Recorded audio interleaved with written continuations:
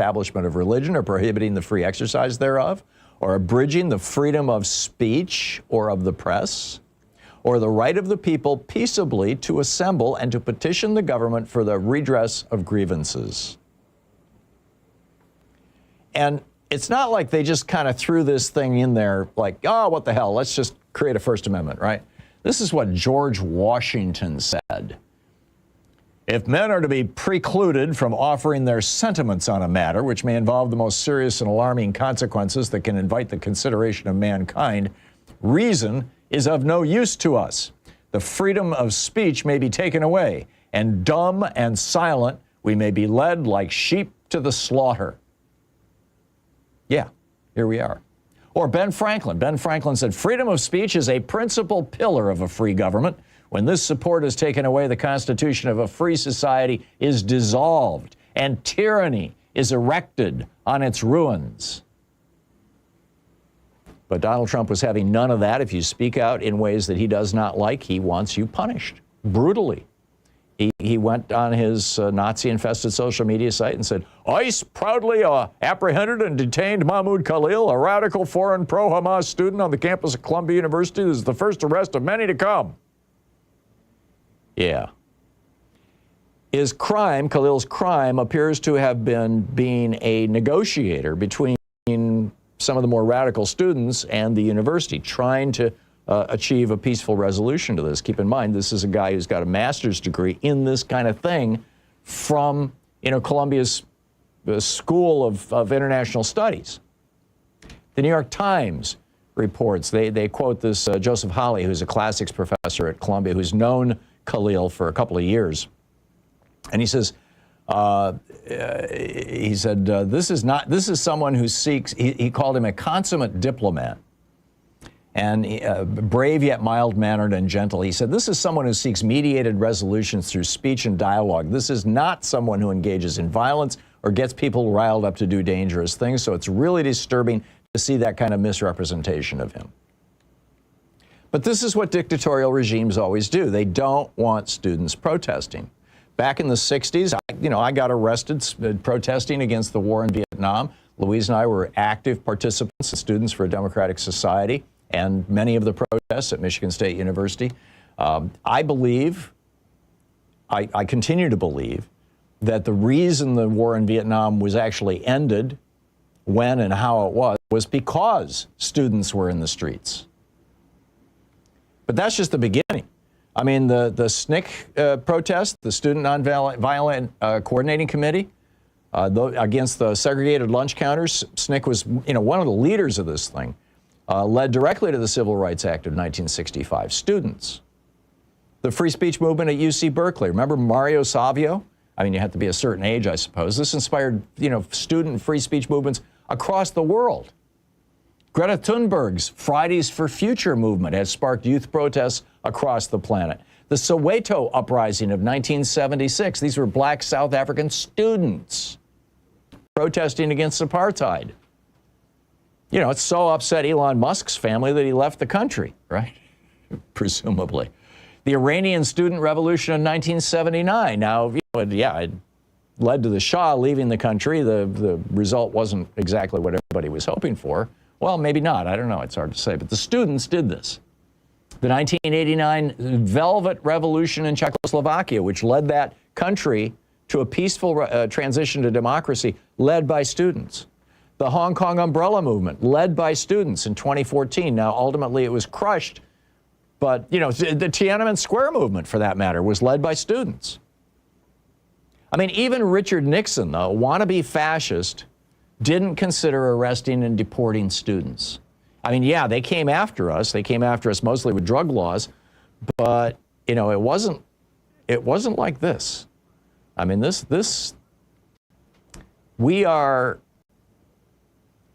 standing on the verge of a very different form of government if Donald Trump gets away with this. Is In Defense of Public Service by Cedric L. Alexander. The subtitle is How 22 Million Government Workers Will Save Our Republic. This is from Chapter 1, Civil Servants and Servant Leaders. Unelected public servants are found at all levels of government, federal, state, and local. But the modern model for all is found in the federal employment systems. More specifically, it is in the concept and operation of the federal civil service system, which governs the appointment and tenure of most federal workers. Those who believe that the unelected federal bureaucracy is a deep state covertly dedicated to the overthrow of elected government see the civil service as a fundamentally unconstitutional innovation, a monster of very recent creation. Such demonizing mythology aside, the truth is that the origin of the unelected government is found in the Constitution, under Section 2 of Article 2.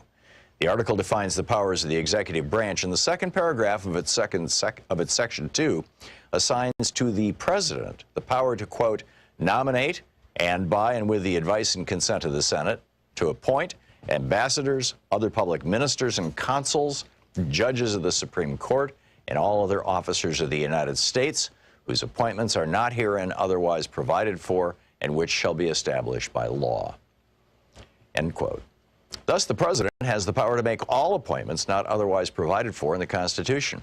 These are subject to the Senate's advice and consent unless Congress, by law, vests the appointment of such inferior officers as they may think proper in the President alone, in the courts of law, or in the heads of departments. End quote. In other words, the unelected government, which I have called the fourth branch, is rooted in the Constitution through the powers that it grants either to the President or to Congress. In turn, Congress may grant the President, the courts, or heads of departments the power to hire unelected public servants. In all cases, however, the creation of the unelected government flows from the Constitution, the supreme authority and originating law of the nation. The framers of the Constitution recognized that the elected government of our republic was not in itself sufficient to govern us. It cannot alone get government done. It does not alone possess all the expertise necessary to lead, let alone manage, so vast an enterprise as a nation. If this was true in the late 18th century, it's even truer in the 21st century geopolitical and technological environment that is far more complex, and that therefore requires a cadre of professionals possessing a wide variety of specialized skills, training, education, and experience. The Constitution does not call these appointments and hires a fourth branch, but that is what the federal service and other government workers constitute. De jure, in law, there is no fourth branch of U.S. government, yet it unquestionably exists de facto, in practice, in reality, in fact. Does the fourth branch compete with the three constitutionally established branches? No. It coexists with them as provided for in Section 2 of Article 2 of the Constitution itself. Those three constitutional branches are absolutely necessary to our republic, but they are not sufficient to it, as the framers acknowledged. Moreover, as I've already observed, for most people, most of the time, and in most situations, it is the member of the fourth branch who are, practically speaking, the government. They are the doers. They implement the policies created and interpreted by the three constitutional branches. What is more, although they do not decide or decree policy, they often influence it, not covertly, but by intention and design. The Constitution assigns the Senate the roles of advising on and consenting to most major presidential appointments, but members of the fourth branch do far more advising on a daily basis when it comes to providing the subject matter expertise and feedback necessary to formulate and modify policy decisions. As it turned out, following the coming into effect of the Constitution in 1789, the President, the chief executive, that is, the elected official responsible for faithfully executing the laws, directly or indirectly appointed the unelected personnel whom he deemed necessary to execute government. Most of the agencies in which personnel of the unelected government served were created by the executive branch under Article 2. And for a full 170 years after the Constitution was ratified, the President had the unquestioned authority to appoint and to terminate what were, in effect, employees of his branch, the executive branch. Indeed, in 1789, Congress explicitly voted, by a narrow margin, that it had no authority of approval or disapproval of presidential decisions to terminate appointees.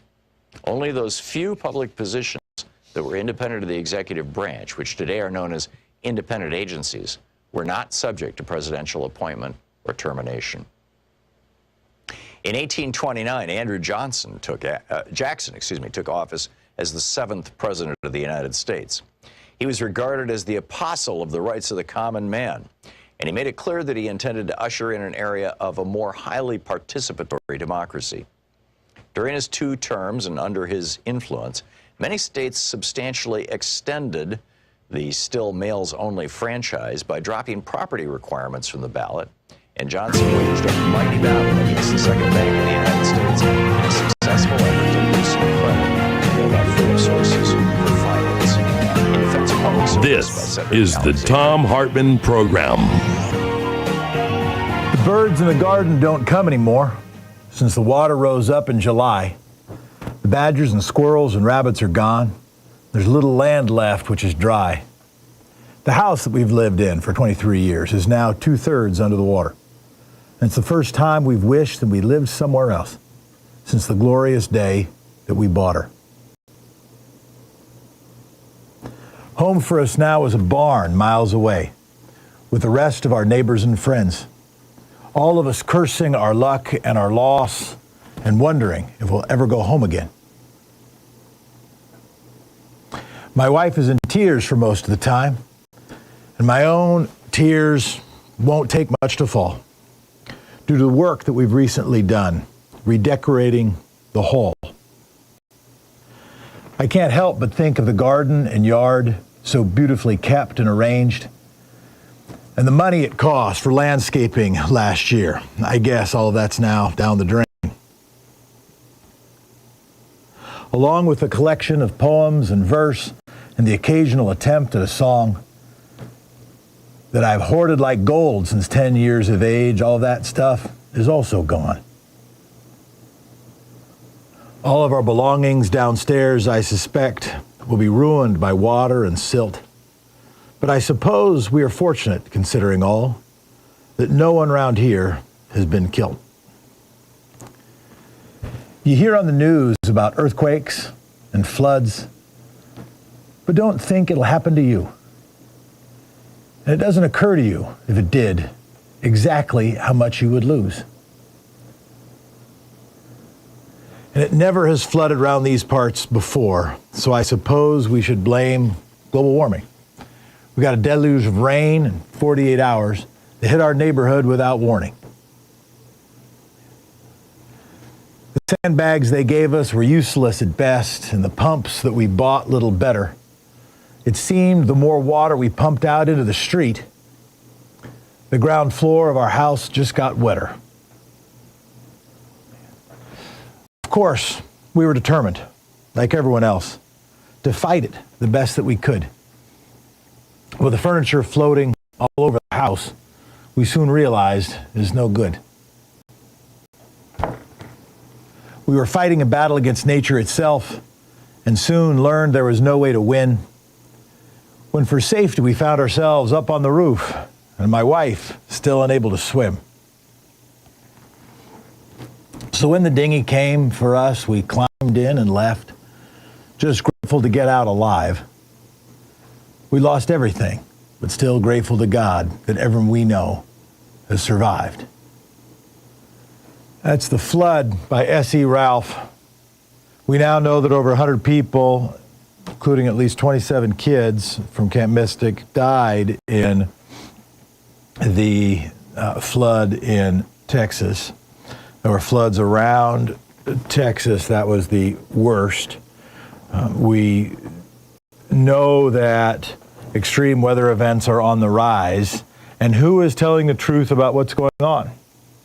Who is getting the root cause, and what are the solutions? This is the Thom Hartmann Show. I am Jefferson Smith. Sitting in, the call-in number here is 202-808-9925, 202-808-9925. It is Tuesday, News Day. What are the most important stories that we need to be covering?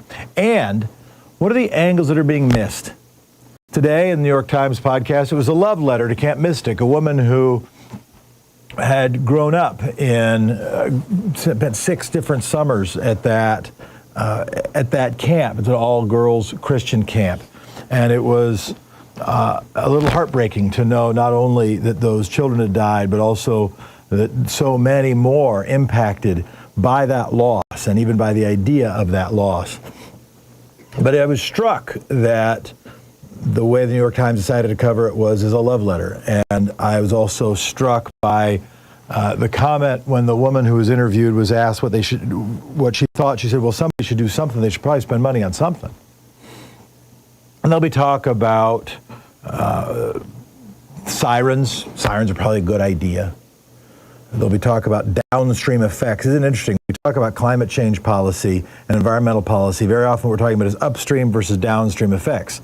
You want to do things upstream because that impacts everything downstream. Too often we'll build a dam, metaphorically speaking, downstream, or we'll build a levee downstream, or we'll have to build something to clean the water downstream when the problem is actually happening upstream. Isn't it interesting that in this case, the metaphor doesn't even need to be a leap from stream to flood? What should we be doing upstream from the flood? What should we be doing not only to deal with the results of our negligence, the results of our failure to take care of our public systems, the results of our failure to take care of the natural environment, the results of our failure to address climate change earlier when we knew in the 1970s. And but for a significant rise of the current right wing, we would right now be in a very different place and be already acting on. Heck, the big bill that happened gutted much of the progress on investing in 21st century worthy solutions and climate change worthy investments. And so even the august New York Times, the best news organization in the world, focuses on the downstream impact of what happened to those lives. And it is just, and it is right, it is accurate, it is good journalism in many respects because it is tragic. But where should we be spending even more attention? Even more attention should be spent upstream. What are we doing not only on sirens? Sirens a little more downstream. Sirens upstream from people dying, that's for sure. But what's upstream from sirens? Good warning systems, emergency collaboration and coordination, making sure that weather services are staffed, making sure NOAA isn't gutted, making sure the National Weather Service isn't gutted, making sure local and state and local weather services aren't gutted, and knowing that a lot of federal money goes to the local services. What's upstream from that? Upstream from that is, of course, addressing climate change. You've got to get upstream. It is right and just and important for our thoughts and prayers to go out to families who lost lives in a flood. It breaks my heart a little bit. And if we want to be honest about what we should do, let's think not only about downstream, but about upstream. Today is Tuesday News Day. What are the most important stories we need to be covering? We will have news with my dad at the top of the next hour. A couple things that have already come up. We know now that a new poll came out about democracy, and 76% of Americans think that democracy is under serious threat. I think that is an opportunity. To be clear, that is not an all-time high. The all-time high was before the election. Back then it was like 87% but back then 57% of Republicans, back then 87% of Republicans said there was a serious threat. But then after Biden was defeated, Republicans went down to 55%. Democrats went a little up. I think there is opportunity there. I think right now there is an opportunity for bipartisan, nonpartisan messaging around democracy itself, around voting systems, around, yes, even campaign finance. We passed that in my town with, was it 89% of the vote? The supermajorities in both major parties and among independents. Around, I think even citizen juries has an opportunity to start building momentum. That when we look at the news, we look at the news, want you to know it, but we also want you to think upstream about what's causing it, and also think about what the opportunities are, what needs to be built. And I don't need to torture the metaphor further to say whether it's levees or dams or windmills. I think a windmill could be built. Energy could be built from the current distrust of democracy. We'll talk about that and more coming up. It's Tom's show. It's your show. I'm Jeff. We'll be right back.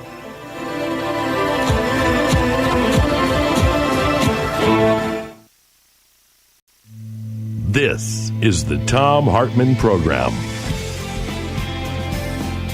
We'll be back with Thom Hartmann Show, 202-808-9925. We got some lines open.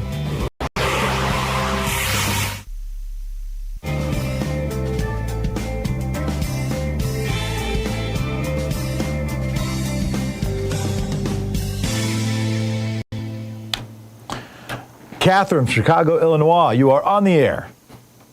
Good morning, Jeff. Good morning, everybody. You're always great when you fill in for Tom. Thank you. Thank you. I wanted to talk about the Texas flood thing. Yep. What a horrible situation that is in every single possible way. To summarize it, what it is symptomatic of how reactive we are in this country instead of proactive. And it's just one of many things, that's an example of that.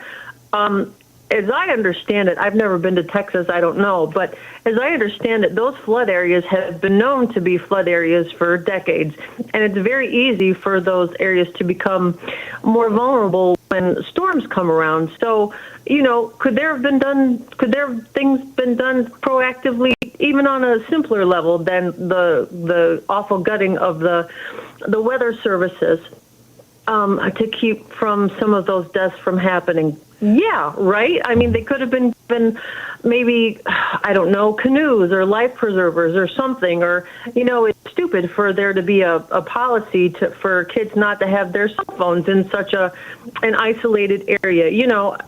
I don't know all of the things that go into it. But again, it's just an example of how reactive versus proactive we are in this country and have been for many decades, to fend off, the crises that happen. It happened 9/11. There were things proactively that could have been done to maybe help fend off some of those awful things that weren't.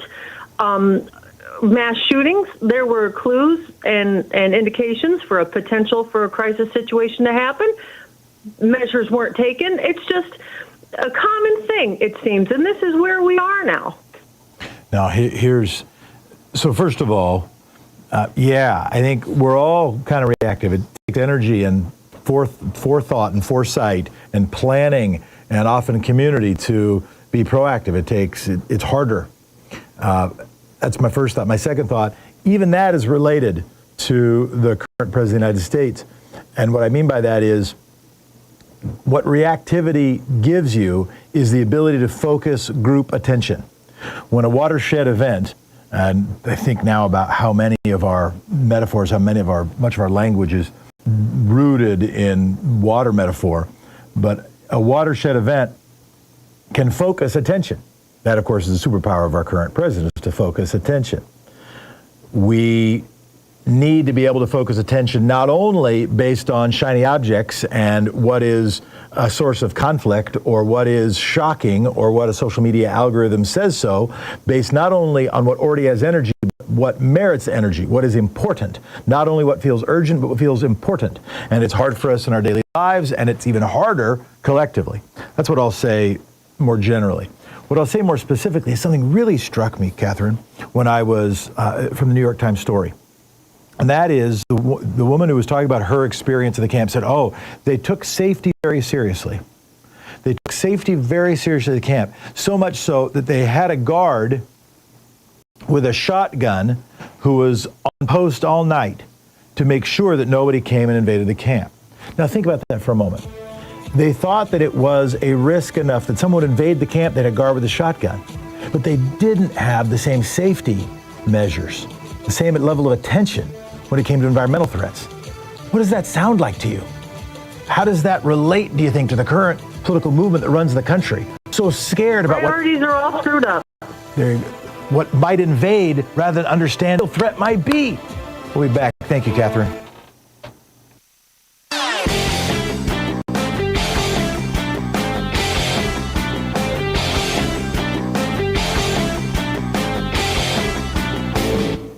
Our daily song is now available on Spotify, Apple Music, Amazon Music, YouTube Music, Pandora, Tidal, Deezer, iHeartRadio, and a whole bunch of other platforms. Just look for songs by Louise and Thom Hartmann. Check it out. So remember the John Durham investigation in which he said, the FBI never should have looked into Donald Trump's connections to Russia. And I'm scratching my head going, How can he even think this? I mean, the guy that Donald Trump hired as his first campaign manager, Paul Manafort had taken $66 million from oligarchs associated with Vladimir Putin to install Viktor Yanukovych as the dictator of Ukraine. $66 million. He took money from, he was paid $1 million by the dictator of Zaire, back when it was Zaire, to develop a strong relationship with Moscow. And when finally they threw Yanukovych out of Ukraine, that was in 2015, what did Manafort do? He came to the United States and he said to Donald Trump, well, let me help you, while he's taking money from Moscow. I mean, if nothing else, that should have been a starting point, a huge starting point for the FBI. There's a whole rant about this over at HartmannReport.com. Check it out.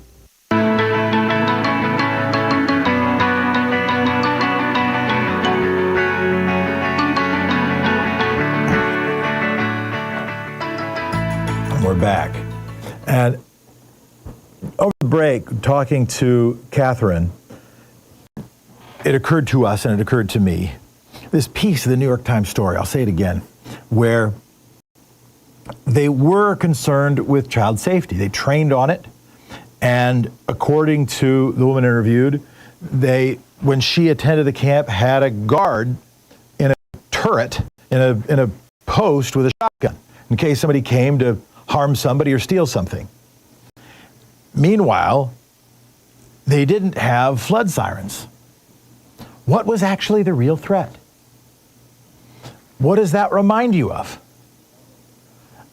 It reminds me of the United States of America.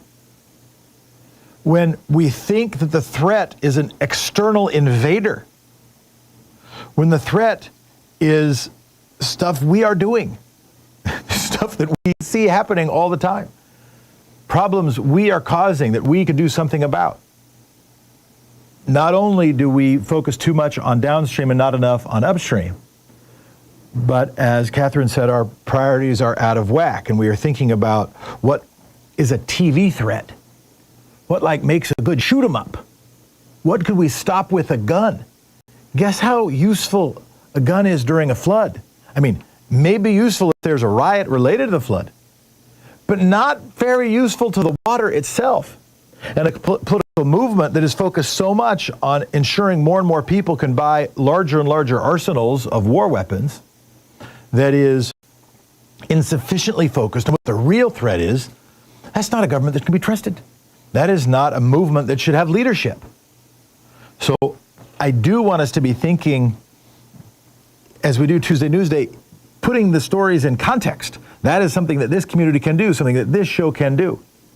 Rather than just headlines washing over the transom of our brains so quickly. Let's go to your calls. Let's go to Gabrielle, I think, from Linwood, Washington. You're on the air. Hi. I'm so excited to be able to talk today. I've tried a few times recently. I live north of Seattle. I'm fourth generation Washingtonian. I work in horticulture. My mother and my grandma, we're all gardeners and farmers. Nice. And I'm watching the trees die. I'm watching the trees die in Seattle. They die from the top down. I want people to start looking at their trees. Our western red cedars are dying from the top down. The signs might be obvious. The signs might be obvious. Gabrielle, go just a second. The signs might be obvious, but when people are seeing the trees die, is it as simple as looking and seeing branches and leaves wither, or are there signs people should look for? What do you see? And I can tell it impacts you. They die from the top down because there's not enough moisture in the soil. Yeah. A tree is a sump pump. It draws water up by opening the stomates in its leaves. The water comes up and then they transpire through their leaves. There's now not enough water to sump in our soil in the Northwest, where it used to be wet 11 months of the year. Now it feels like northern Arizona. I'm not the only one saying this. My friends too noticed. So that sump pump is no longer working. Western red cedars are turning yellow. They're off color. You can see through them. They're not dense. Our vine maples, native maple, turning fall color, dead branches. I noticed that yesterday. Take photos of your favorite tree every week. through, and it'll be dead. No more logging. No more cutting down live trees. Fight your city council. Fight them. Go in there and say, hey, this is true. We will not have more trees growing to this size. A tree you plant now will never be the size that these are getting. Our climate has changed. We must preserve and protect. Preserve and protect. Preserve and protect all that we have left. We are going into this extinction really quickly. If you live by a river, nobody's going to tell you what's going on. Find someone. Go to your local science junior high teacher. They'll tell you what to do. They'll tell you where to go. Learn about watersheds. Learn about trees. Learn how to grow food. Thank you, Gabrielle. I appreciate the call. I'm screaming, and nobody's paying attention. Even horticulturalists here are still buying plants that they want to try to grow from China. It's insane. So it does. Okay, thank you, Jefferson. Thank you, Gabrielle. Thanks for sounding an alarm. I appreciate it. Before we go to break, I'll just say, on Earth Day, when I was, I think, 16, my dad, my brother, and I planted a sequoia. I don't know if that was the right tree to plant because it's absolutely enormous now. And we have thought that someday, and it's now the tallest tree on the street. We thought someday it may just get too big and start tearing things up. I have a different fear now. It's related to yours. I got a 3-page letter from a handwritten note from a neighbor saying, see that browning that's happening on your trees starting in about August? It's because your tree is dying. That's because there's not enough water in the water table, not enough water under it. It's not allowing the sump pump to function. So I hear you talking. We'll be back. You're listening to the Thom Hartmann Program. Call 202-808-9925. Preserve and protect. Preserve and protect. Preserve and protect. 202-808-9925.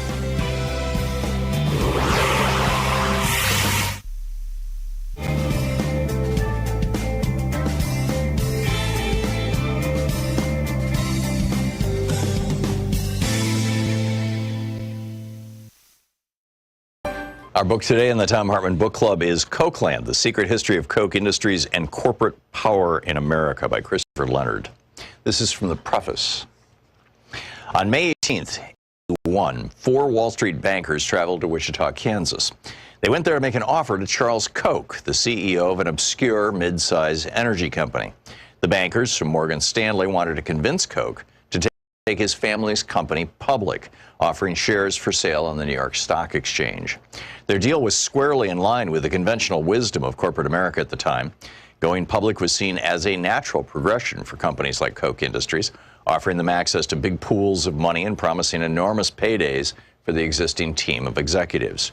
All it required from the CEO was to surrender control. Morgan Stanley, in return, would collect a small fortune in fees. Charles Koch was 45 years old. He had run Koch Industries since he was 32 when his father died suddenly. He was trim, tall, and had an athlete's build. He spoke quietly in meetings and seemed almost passive. The bankers laid out their plan to take Koch public. They revealed what, to most executives at least, might have been the most significant detail. If Charles Koch agreed to the deal, he could earn $20 million overnight. The bankers seemed incredulous when they prepared a confidential memo about Koch's reaction. He does not want this cash, the memo reported. Charles Koch calmly explained to them why their offer made no sense. His company was breathtakingly profitable. It operated in vital, deeply complex corners of the American energy industry. During the 1980s, Koch Industries was the largest purchaser and transporter of U.S. crude oil. It owned an oil refinery. It employed teams of commodity traders who bought and sold a wildly diverse menu of raw materials and financial products, from gasoline to paper futures contracts.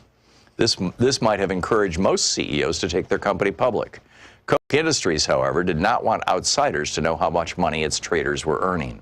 Taking the company public would expose too many of its secrets.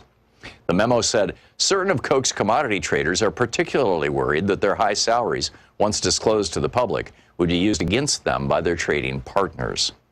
Secrecy was a strategic necessity for Koch Industries. Charles Koch did not want to surrender it. He also didn't want to surrender control. He had a specific, clear vision of how to run his company, and he didn't need Wall Street investors to interfere. If the bankers expected Charles Koch to go along with the conventional wisdom of their time, then they, like so many outsiders, did not understand him. Beneath his low-key veneer, Charles Koch was, at his core, a fighter. He had unmovable ideas about how things should be, and he did not back down when challenged. When he was challenged by his own brothers for control of Koch Industries, he fought them in a bitter legal battle that lasted decades. When he was challenged by members of a powerful labor union during his first years as CEO, he fought them even as they committed an act of industrial sabotage that nearly destroyed Koch's oil refinery. When the FBI and the U.S. Department of Justice launched a criminal investigation into Koch Industries' oil gathering business, Charles Koch fought them with every legal and political tool at his disposal.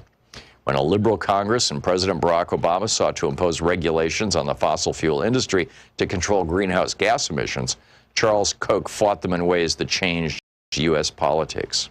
In each of these fights, Charles Koch prevailed. When Charles Koch dismissed the bankers in 1981, it was just a small skirmish in the larger war to control Koch Industries. After prevailing in that fight, he created a company that was true to his vision. He avoided the snares that entangled many publicly traded companies that report their financial results to investors every 3 months. Koch Industries didn't have to think quarter to quarter. The company thinks year to year. An internal think tank and deal-making committee called the Development Group will sometimes think through a business deal on a timeline measured in decades. This long-term view made Koch more nimble where other companies stumbled.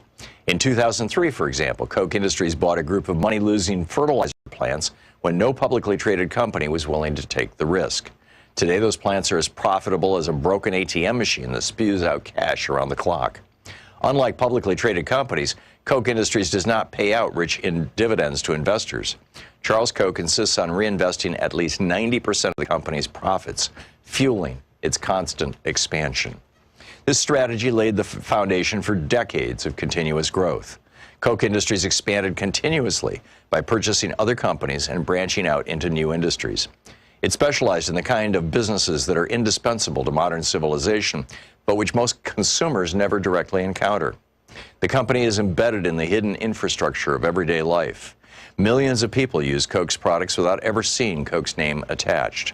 Koch refines and distributes fossil fuels, from gasoline to jet fuel, on which the global economy is dependent. Koch is the world's third largest producer of nitrogen fertilizer, which is the cornerstone of our modern food system. Koch makes the synthetic materials used in baby diapers, waistbands, and carpets. It makes the chemicals used for plastic bottles and pipes. It owns Georgia Pacific, which makes the wall panels, beams, and plywood required to build homes and office buildings. It makes napkins, paper towels, stationery, newspaper, and personal hygiene products. Koch Industries owns a network of commodities trading offices in Houston, Moscow, Geneva, and elsewhere, which are the circulatory system of modern finance. The book, Kochland, by Christopher Leonard.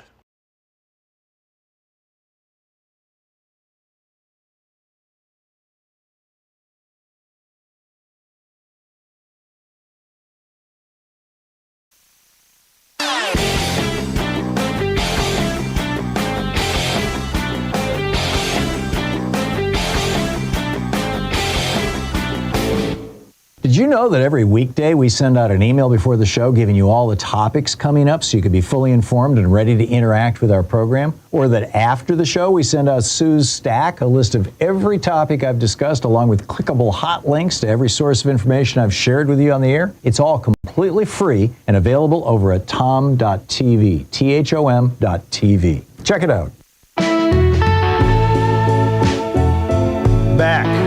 Thom Hartmann Show. I am Jeff Smith sitting in. Let's go straight to your calls. Brian from Albuquerque, New Mexico. You're on the air. Hey, good morning, Jeff. I like to say that I think natural disasters are going to be the wild card in America's politics for the next several decades. Mm-hmm. Excuse me, I was shoveling. Caught my breath. But anyway, I think it's very important, and I wish the Democrat leading politicians would start talking about the need to build a more resilient American society. Mm-hmm. It's going to take a lot of effort to get through this next century. Yep. And if we think about how calamitous and violent the previous 100 years were, I think we're going to be lucky if the next 100 years are only half as much or a third as much. But a lot of effort, and I think people are naive, and ignorance is bliss, and they don't want to be confronted with the realities of what's coming. I follow the climate issue pretty close. I try and do a lot of reading on it. Basically, mankind is doing an experiment on the planet in itself. We've raised the level of greenhouse gases up to levels that there were no human beings around last time there's this much carbon dioxide in the air. Mm-hmm. And we're doing an experiment on our food supply. Mm-hmm. We're barely feeding the 8 billion people on the planet now. Mm-hmm. And with the climate, droughts, changing weather patterns, flooding, it's pretty much baked in the cake. The oceans are going to rise. We haven't even stopped producing or dumping greenhouse gases in the atmosphere. They're going to hang around a long time.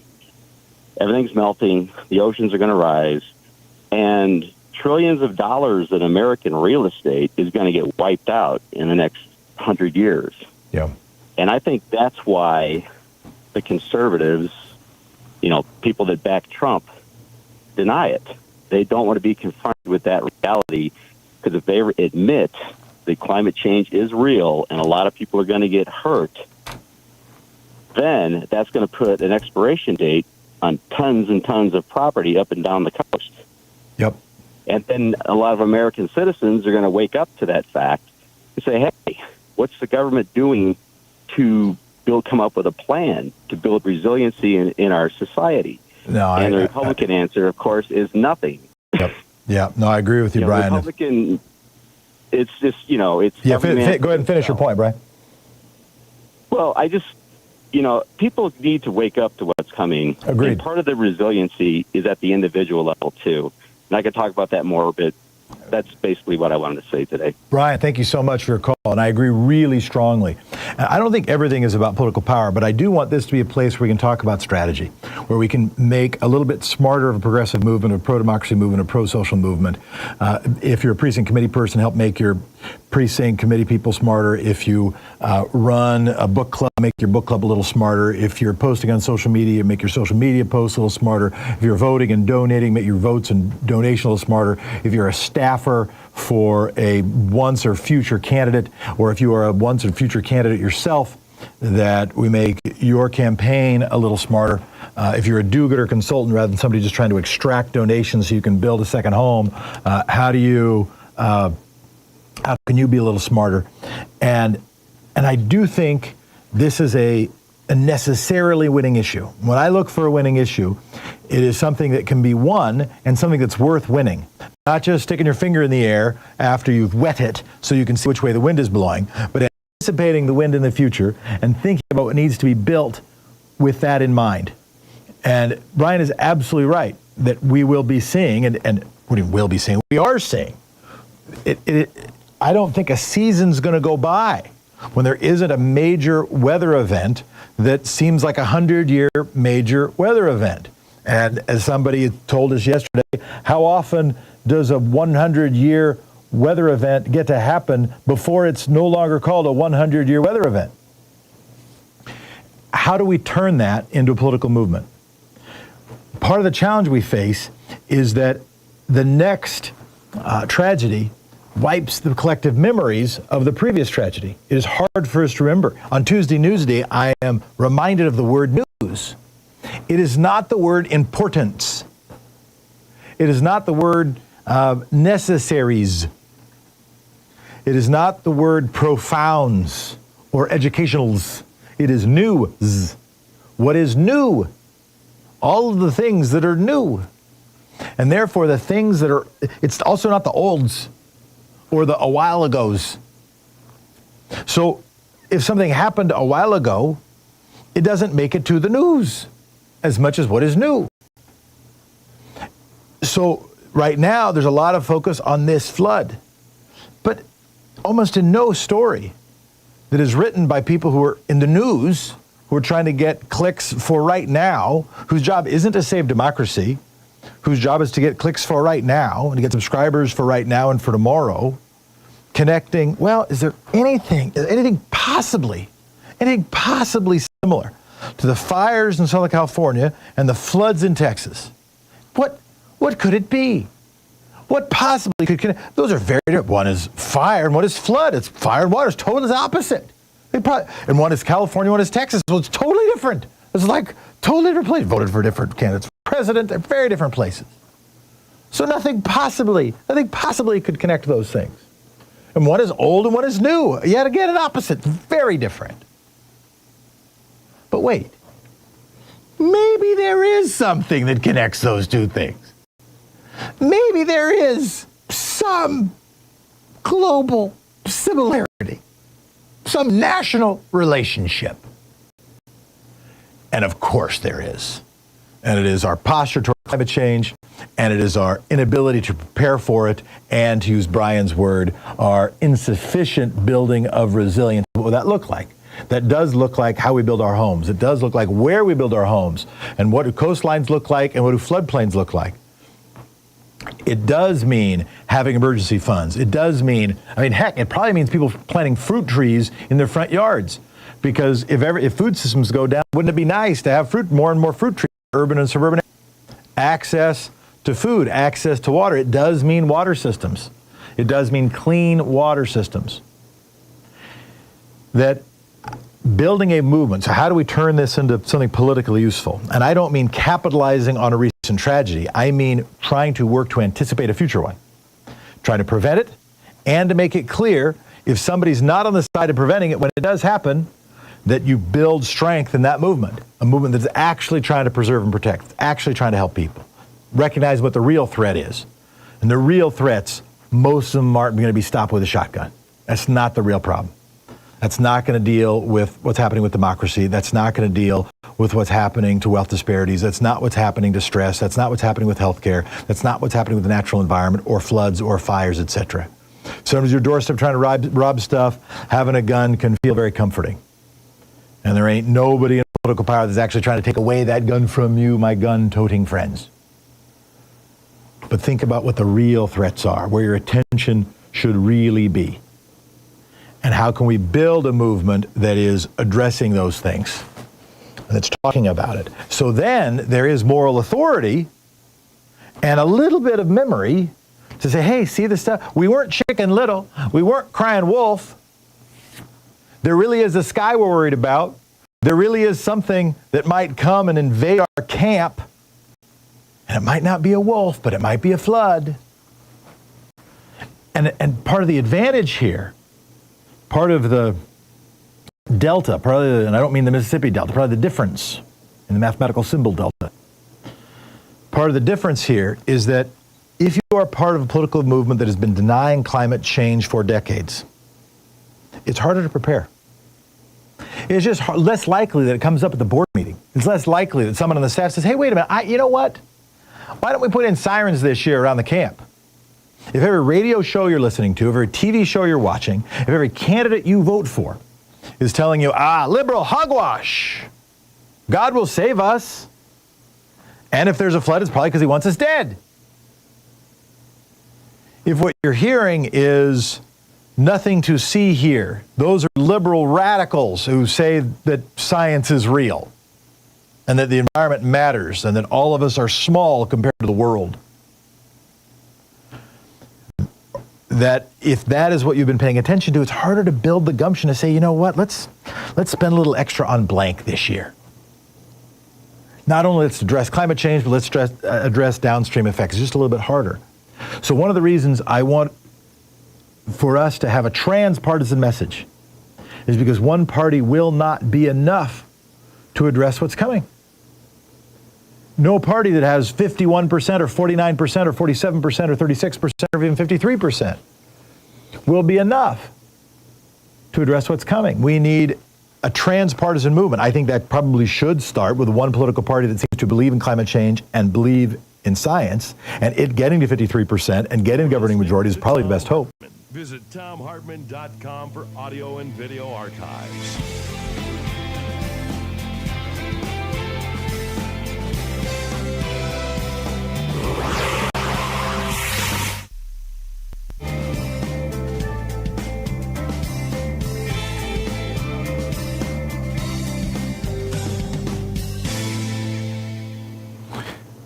And how do we build a movement that has a little bit longer memories and a little longer anticipation and try to lift us to being our better selves rather than dumbing ourselves down? Let's go to your calls. Let's go to Alex in Edison, New Jersey. Hello, Jeff. Thank you for doing this. Sorry, I'm a little nervous. You're doing great. To piggyback on something Tom said yesterday about the, federal agents in plain clothes. Yep. This isn't rocket science. You could assign them like numbers, and then if there's any funny business, you look them up by what number after the fact. Yeah. And then their identity is protected. Anybody knows that. No, what a strange idea of having badge numbers or serial numbers as a soldier. What an odd, strange, unanticipated, never before thought of idea, except for by most countries with police forces and militaries around the world.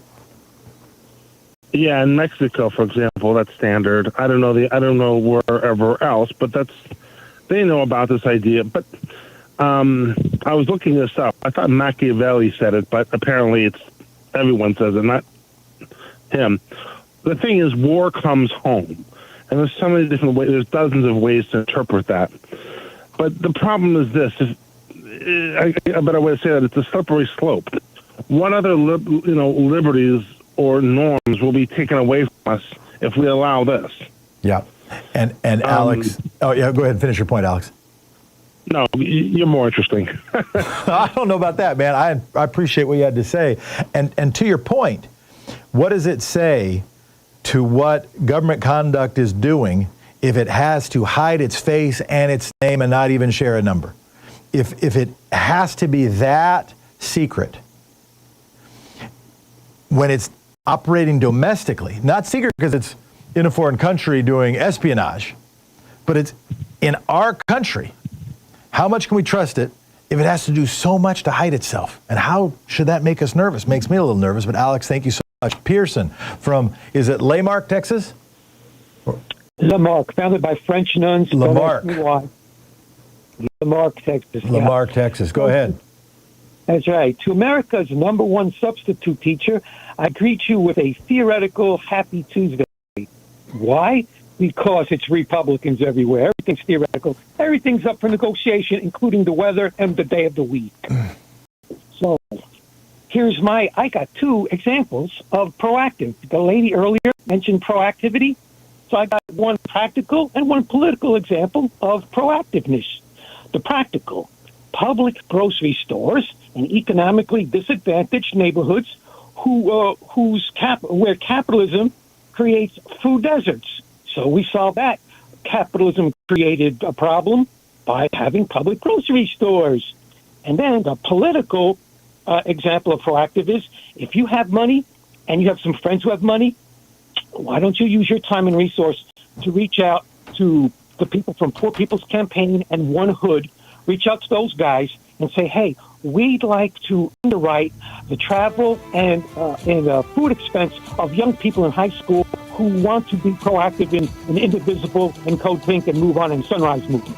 Oh, I think people sponsoring youth movements, peaceful, strategic, smart, positive youth movements is maybe the most strategic investment of time and resource there can be. Pearson, thank you so much.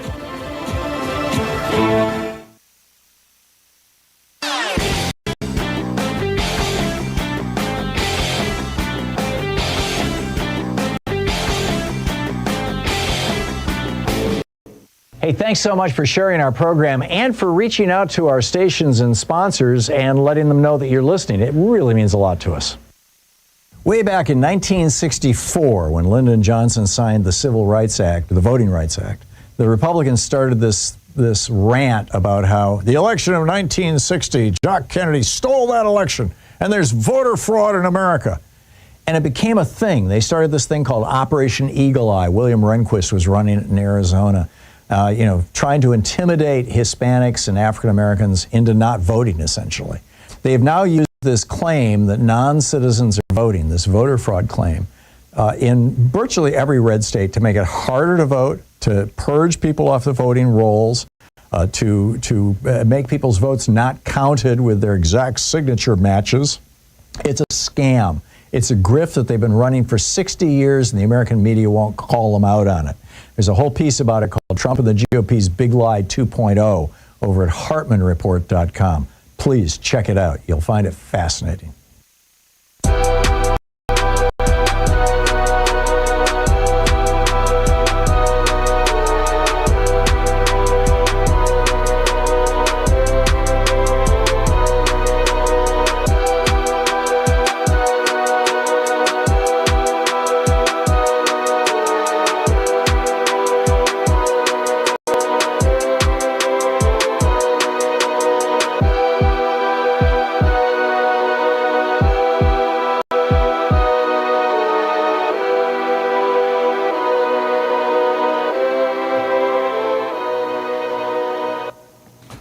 We're back. Let's do a speed round with your calls to clear the board. We'll have news with my dad at the top of the hour. Let's go to Mark from Valley, Washington. Mark, you're on the air. Hi, Jefferson. This show of force by Trump in MacArthur Park, these unidentifiable ICE raids where they're kidnapping people off the streets, and even that guard at that girls' camp, where all them poor girls got washed away. To me, that's a perfect example of how successful Trump and MAGA and like Fox News has been as othering other Americans. And we're not the same anymore. We're not Americans. We're the other now. We're them, the people that you have to go after. Mm-hmm. And that's why instead of worrying about a flood in an area that's known to flood, they got an armed guard trying to keep the others from getting in. Mm-hmm. And to me, that was just an obvious example of why fixing the problem we have right now is going to be so difficult. Mm-hmm. You have to agree what the problem is before you can fix it. And we can't even agree on the facts of the problem. Well said, Mark. I appreciate the call. I want to let that linger. Thank you for it. Harold from Santa Barbara, you're on the air. Good morning. Good show. It's all over the place, your show, but one central theme is the environment and our political system. Number one, I inherited $80 million from one uncle and $4 million from another uncle, and I want to be a farmer. In my area, the ground water table is so low we have sinkholes. But in another part of Southern California, for example, Menifee, their water table has risen. And that is due to the theft of water from one place and putting it in another place. But you have to remember, in Southern California, we're all imported water. And we don't even contribute to ownership of the Colorado River, but we use most of it. Owens Valley is a perfect example of what I am personally going through. One, I can't get my inheritance. Two, I am the other. Three, as I speak to you right now, there are 5 unmarked cars. They're all dressed alike, and we know who they are. Stay strong, America. But from the other, referring to myself, stay safe. You do not have the ability nor the firepower to stay safe as I am. Me and KPFK are now one. We are the other. Thank you. Harold, so tell me about, you're saying you have a farm, but you're not able to get to that farm. I want to make sure I'm understanding. Not only the theme, but also the specifics. One,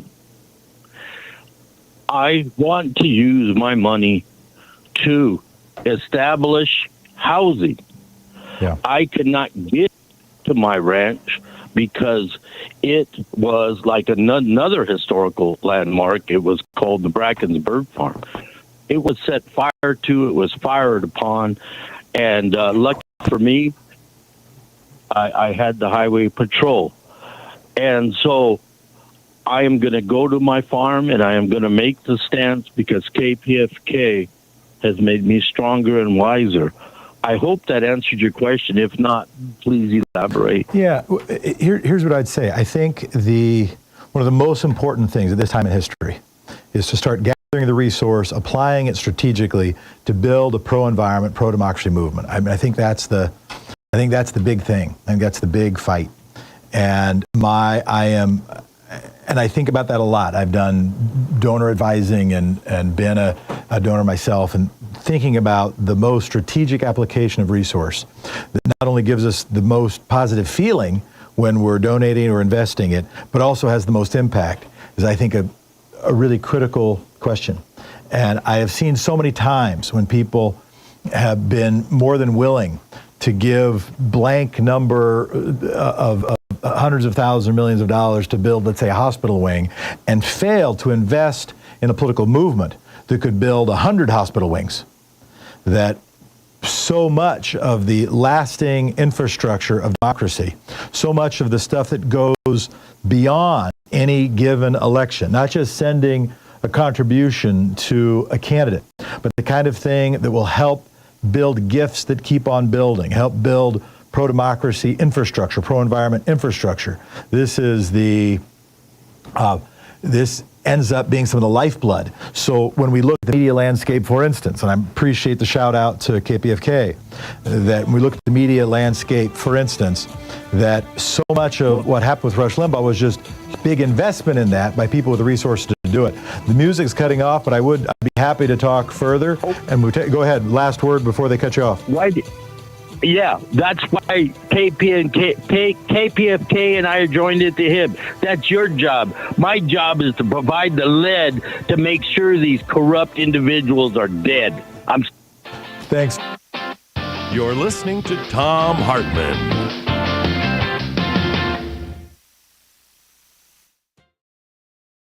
In addition to bringing you the Thom Hartmann Program here on Free Speech TV and Video Media Online, we also have a whole set of ways you can interact with us and tools you can use to spread the word about the importance of democracy and the threats to it in our republic.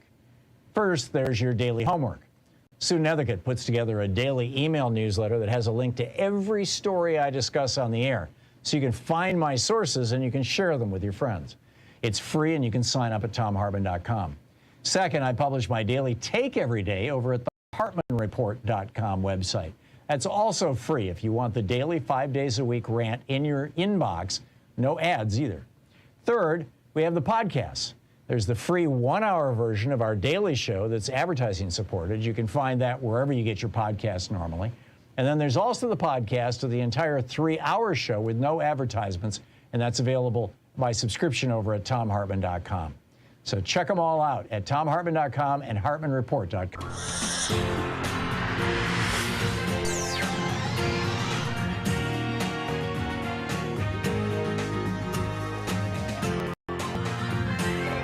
We say fight back!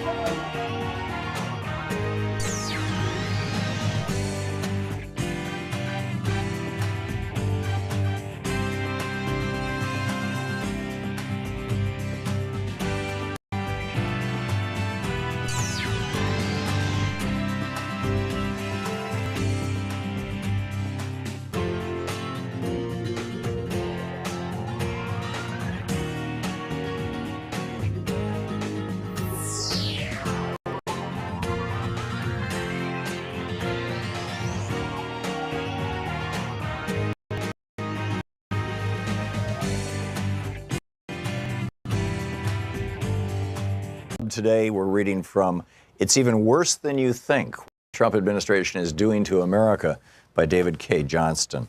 This is from page 61, the chapter titled Forgetting the Forgotten Man. In 2010, the U.S. Department of Labor created a website to honor workers who died on the job. Quote, more than 4,500 workers, lose their lives on the job every year. Below are the names of just a few who have died in recent months. OSHA's mission is to prevent workplace injuries, illnesses, and death, end quote. That Occupational Safety and Health Administration webpage was intended to highlight and humanize workplace deaths, to ensure awareness of tragedies, especially those that could have been avoided, according to Jordan Barab, an Assistant Secretary of Labor during the Obama administration. Barab explained, without information like this, fatality statistics are just raw, sterile numbers. The purpose of adding names and circumstances was to impress people with the tragedy that workers and their families face day after day. In August 2017, Trump's Labor Department quietly removed the preamble and the names when it killed the web page. It also took down, without public announcement, the fatality inspection data for all years prior to 2017.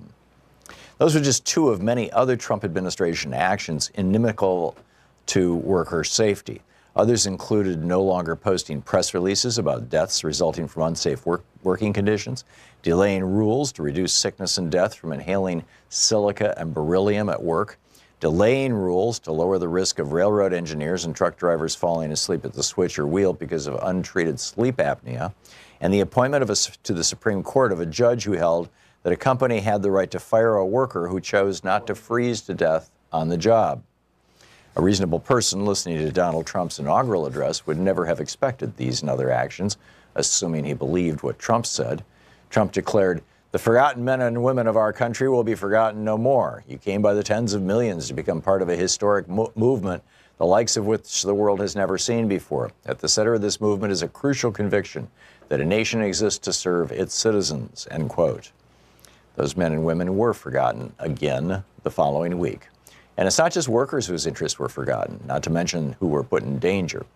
By deciding not to implement a rule to reduce the chances of truck drivers and train operators falling asleep at the wheel, Trump put at risk the lives of families driving along the highway, people riding on passenger trains, and many others. The White House called it President Trump's war on regulation. In his weekly radio address in early May, he declared that we've removed one job-killing regulation after another, and they're not pretty, and they're going.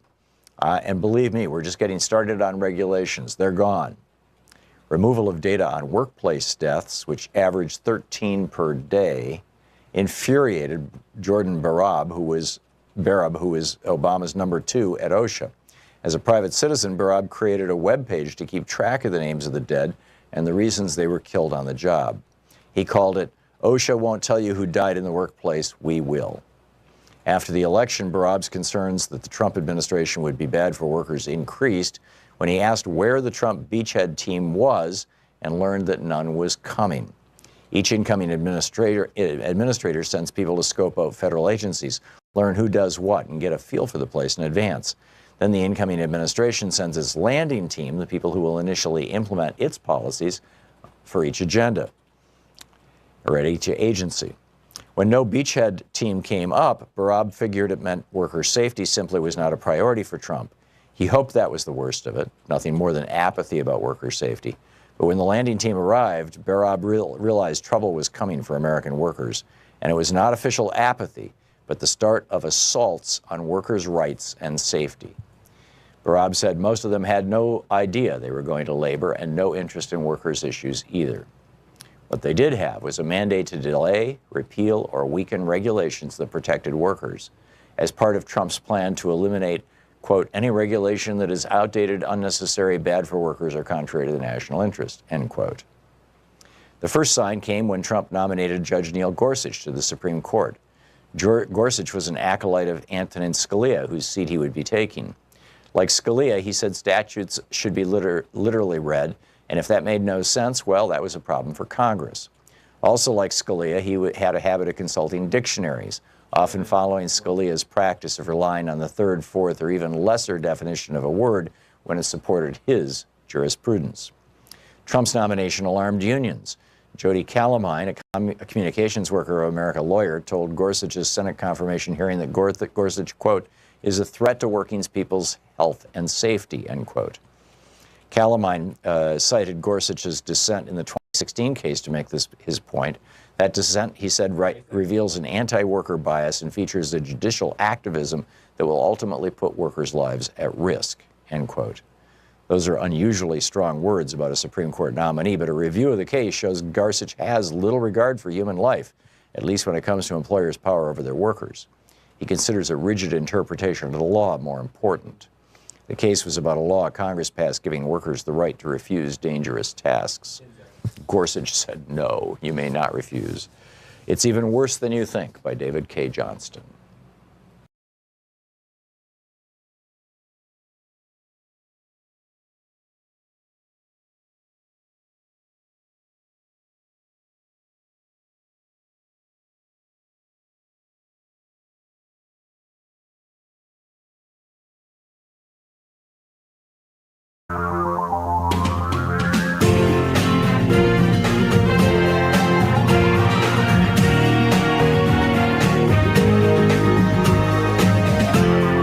This is the Thom Hartmann Program.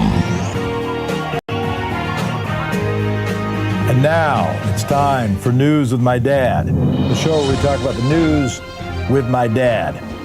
And coming in live, joining us on the air, playing the role of my dad, is in fact my dad, Joe Smith. Pop, how you doing? Well, I am not going to use the term to describe my physical fact that I am up, that I got in trouble before, but I'm okay. Well, I think one of the things we got to start doing with this AI business is we need to start programming a bot.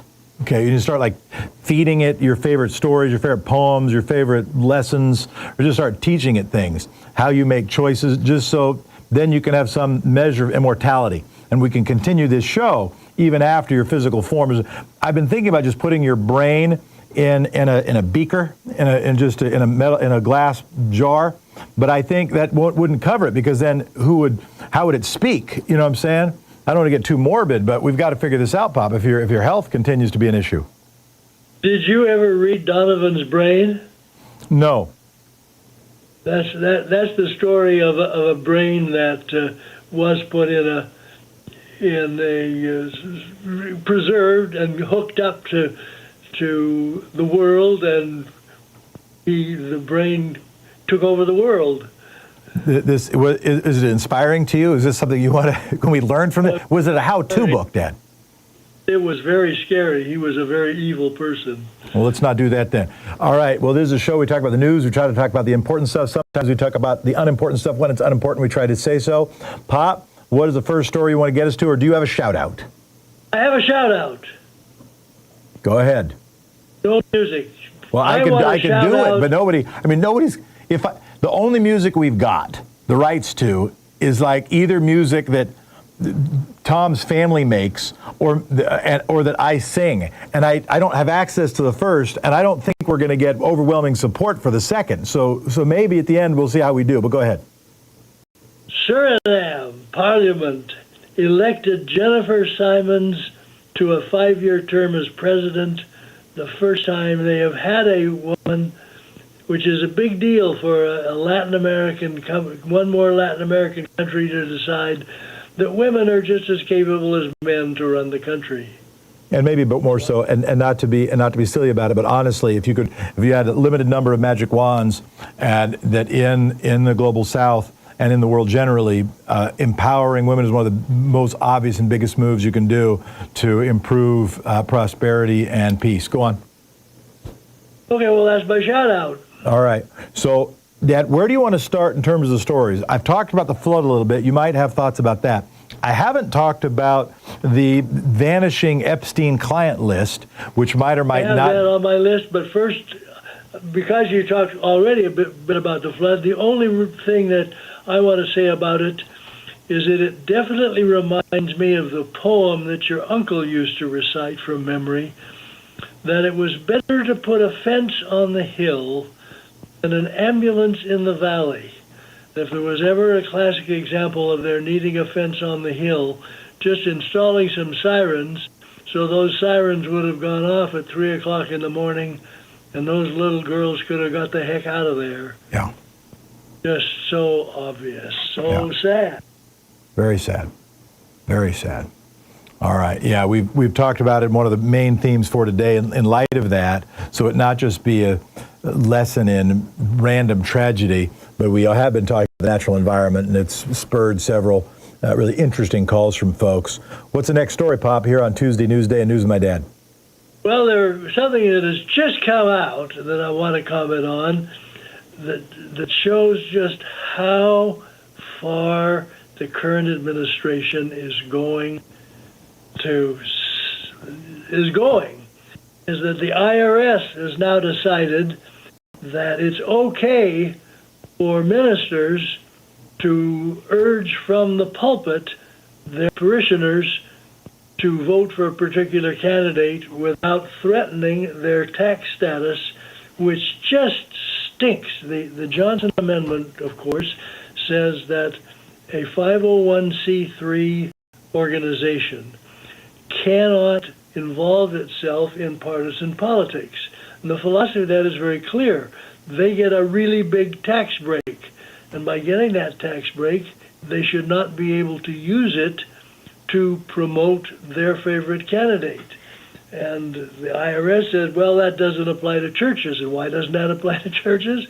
Well, because all of those churches that are out there thumping the far right, the evangelicals, but I wonder if the Presbyterians and Northern Baptists and the other, what we like to think of as mainstream churches, take that and run with it.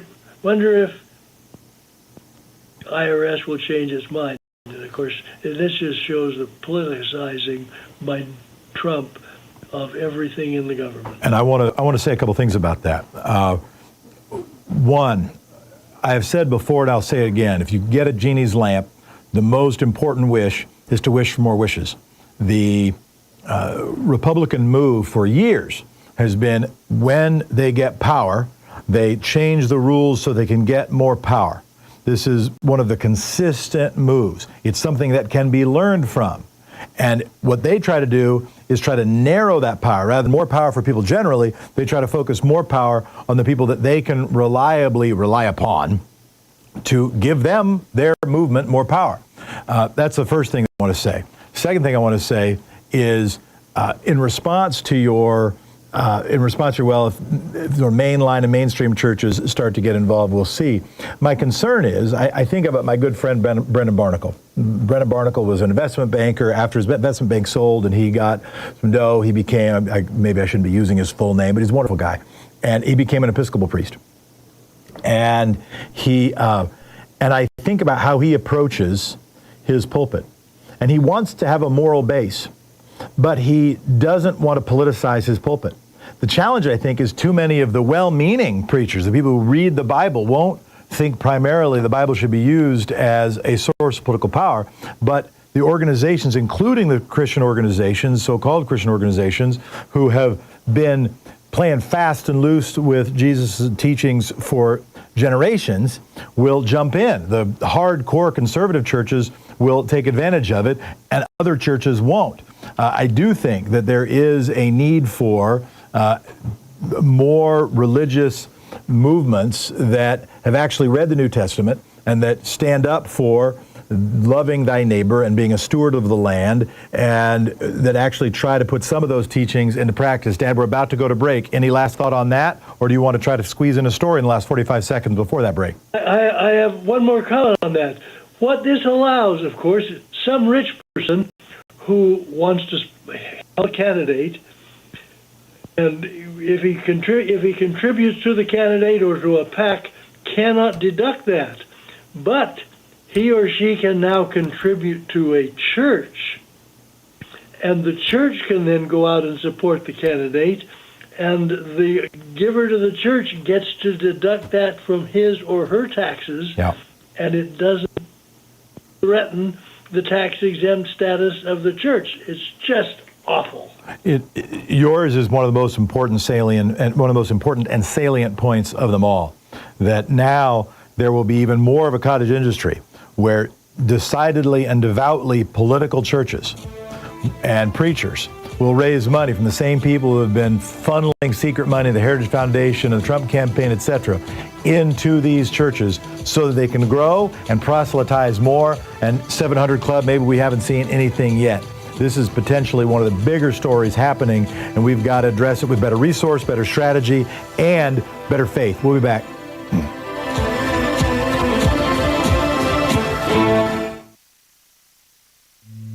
This is the Thom Hartmann Program. This is the Thom Hartmann Program, 202-808-9925, after News with My Dad. We'll be wrapping up News with My Dad right after this break.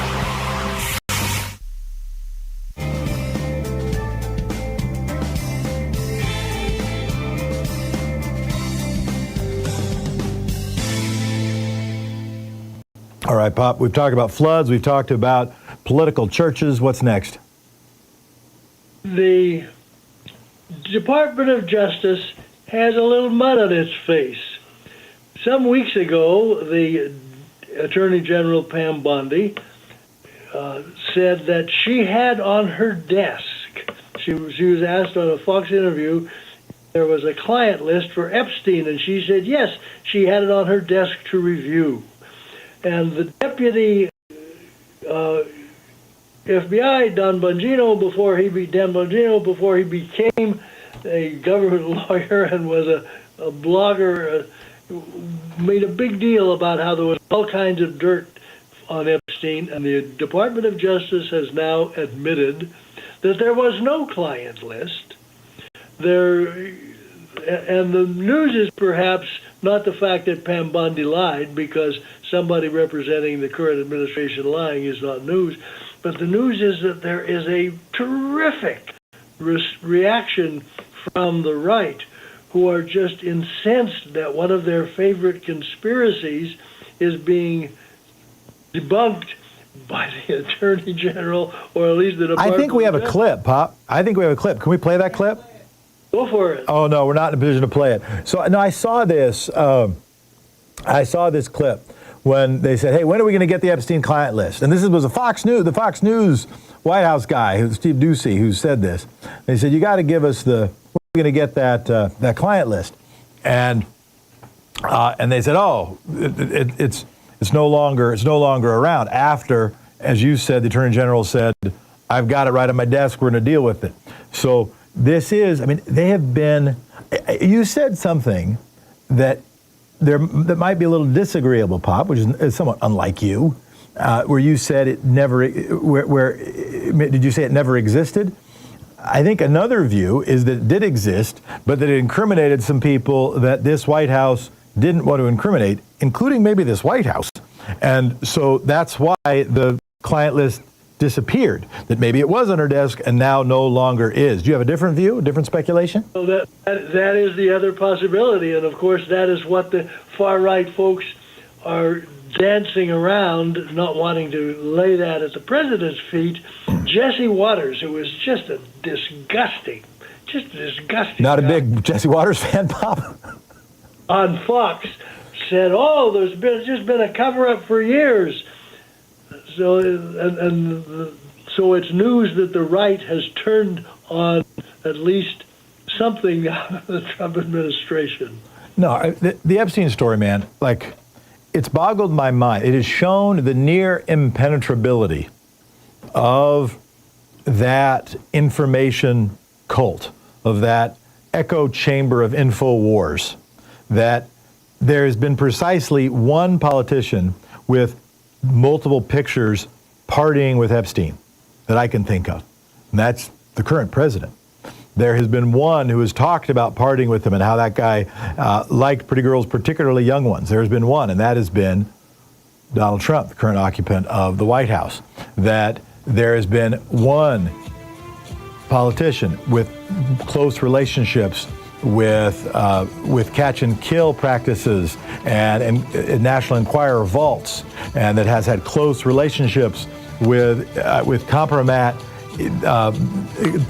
agents in other countries, and that is the current occupant of the White House. We'll see if they go anywhere here, but so far it's just been impenetrable, those folks. We'll be right back.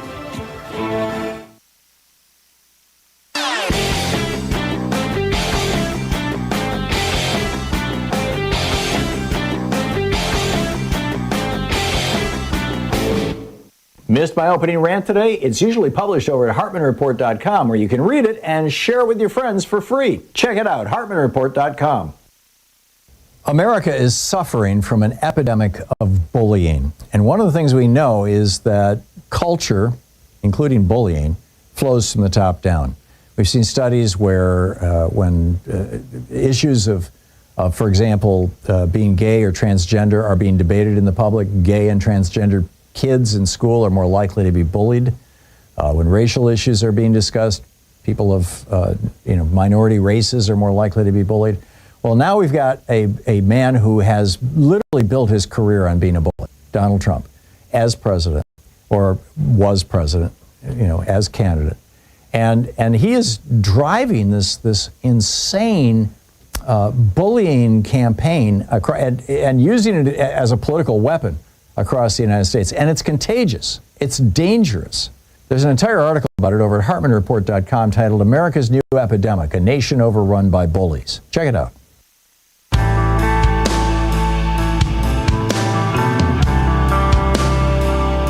Product availability.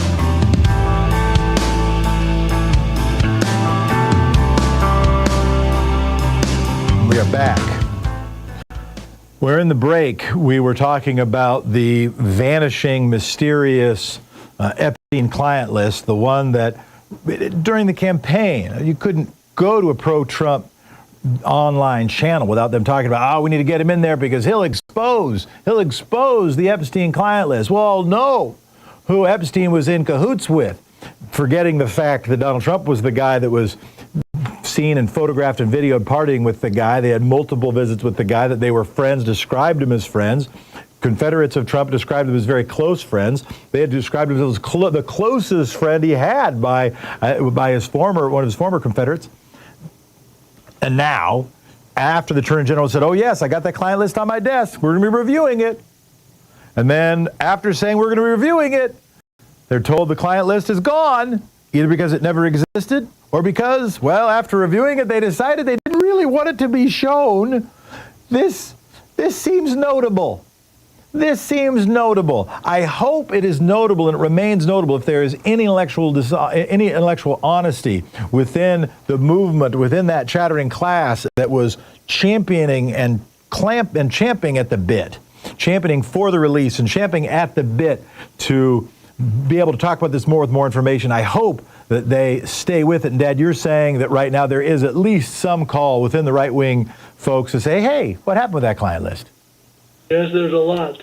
Now, while we're talking about lies coming out of the administration, something that I'm surprised there isn't more general publication today is that lawyers have been telling judges that there's nothing the United States can do about the folks that they have deported to San Salvador, because all those folks are now in control of San Salvador, which is an independent country, and we have it turns out... And we don't have a telephone. We can't call them.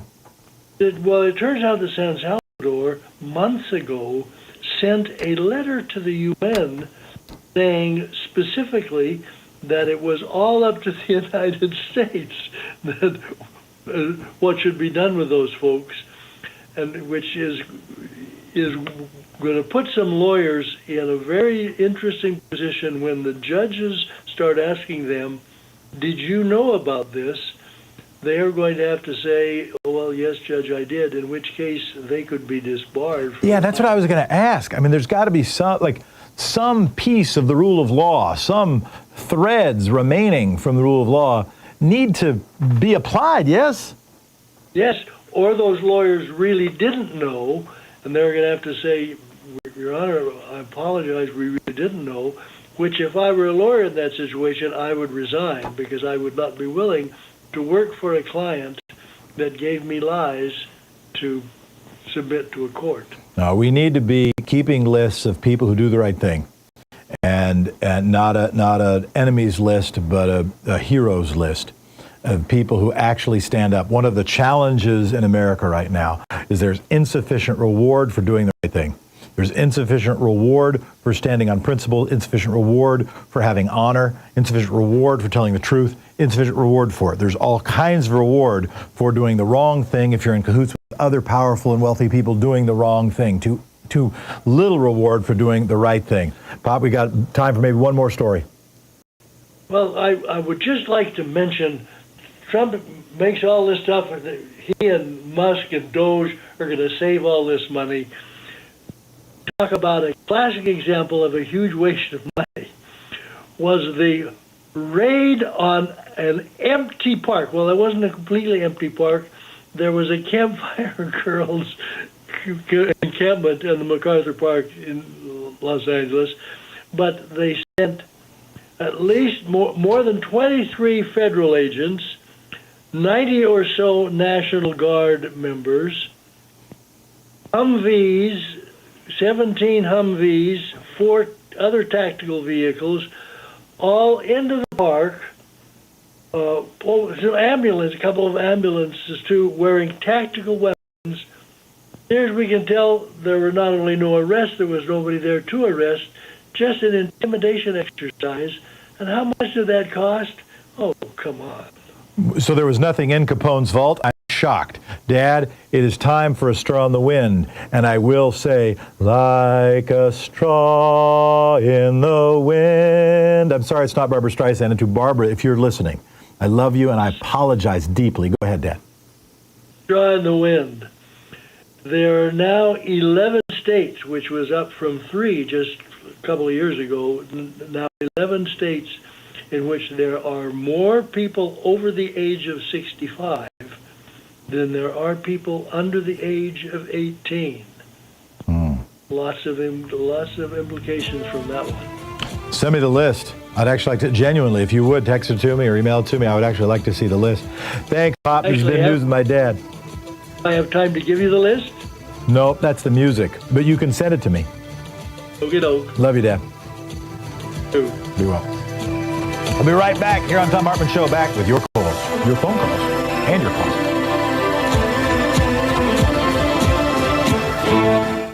You're listening to the Thom Hartmann Program. Call 202-808-9925. Jim and Robin and David and Anthony and Billy and Rose and Ardeen and Paul will be back with you. 202-808-9925 is the number.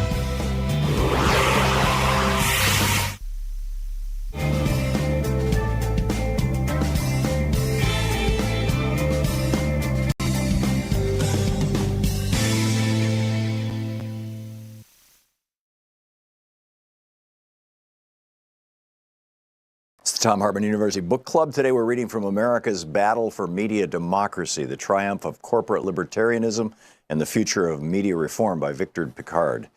This is from the chapter number 4, page 98. It's titled The Origins of the Fairness Doctrine. Barely a year had passed since the Blue Book controversy when similar conflicts over public interest regulation re-emerged. This round of contentious debates centered on whether to repeal the Mayflower Doctrine, which prohibited broadcasters from editorializing politically. Broadcasters' growing political power emboldened them to challenge the Larry Fly-era FCC decision, which would spark the last major radio reform battle of the 1940s.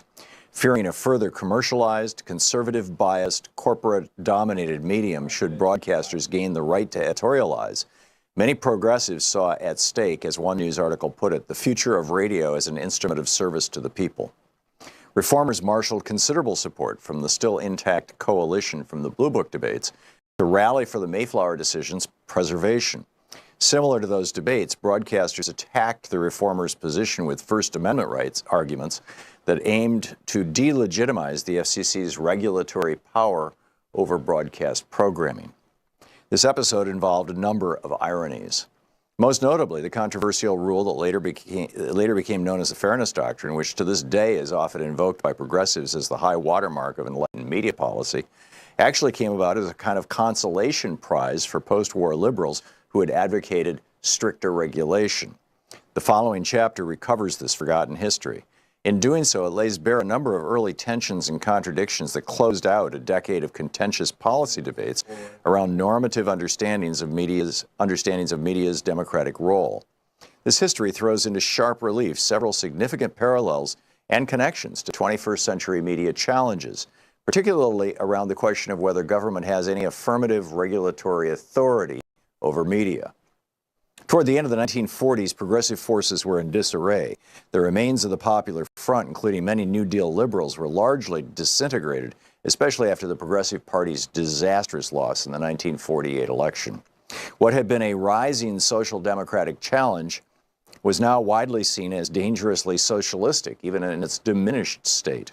With the communist witch hunt in full swing, the broadcast industry exploited Cold War politics to discredit reformers by claiming that the reformers' real agenda was to destroy free radio. J. Edgar Hoover harassed the FCC on a regular basis with letters and unsolicited reports on subversive broadcasters.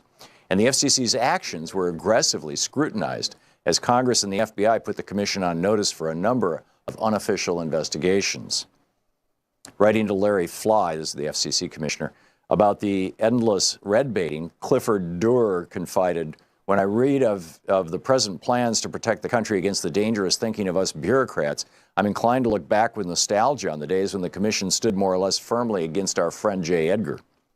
By the late 1940s, the FCC's more progressive wing, aside from Durr, had become more passive on issues related to regulatory oversight of broadcasting programming. The tide clearly had turned in the favor of the commercial broadcasters.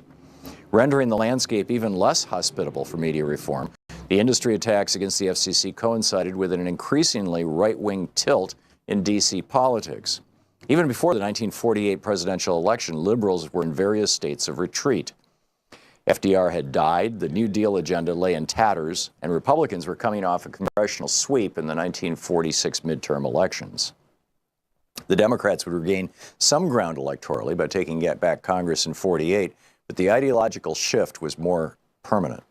During his campaign, President Truman characterized 1948 as the decisive year of the challenge, with a primary choice between, quote, between a parcel labeled progressive liberalism and a parcel labeled reactionary conservatism, end quote. However, Truman's liberalism often proved to be largely rhetorical. After he eked out a victory in a four-way race, his administration quickly shied away from the previous administration's aggressive liberalism, ever mindful of Southern conservative Democrats and Republicans nipping at their flanks. Truman's market-friendly orientation led him to espouse commercial broadcasters' policy positions. Invoking his support for the, quote, American system, end quote, of broadcasting, he insisted in an open letter to Broadcasting Magazine's Sol Taishoff that, quote, America, as the birthplace of radio, should have a free, competitive system, unfettered by artificial barriers and regulated only as to the laws of nature and the limitation of facilities, end quote. Deferring to the laws of the market, Truman ordered, is, quote, preferred over rigid government regulation of a medium that by its very nature must be maintained as free as the press, end quote. The same issue of broadcasting contained an editorial amplifying Truman's message to the FCC that regulation was to be off the table. A similar statement followed 10 months later with Broadcasting triumphantly announcing that Truman, quote, emphatically reaffirmed his belief in completely free radio, end quote, which according to the editors translated into, quote, a declaration on behalf of a broadcasting system unshackled by un-American regulations, end quote. It's amazing. America's battle for media democracy.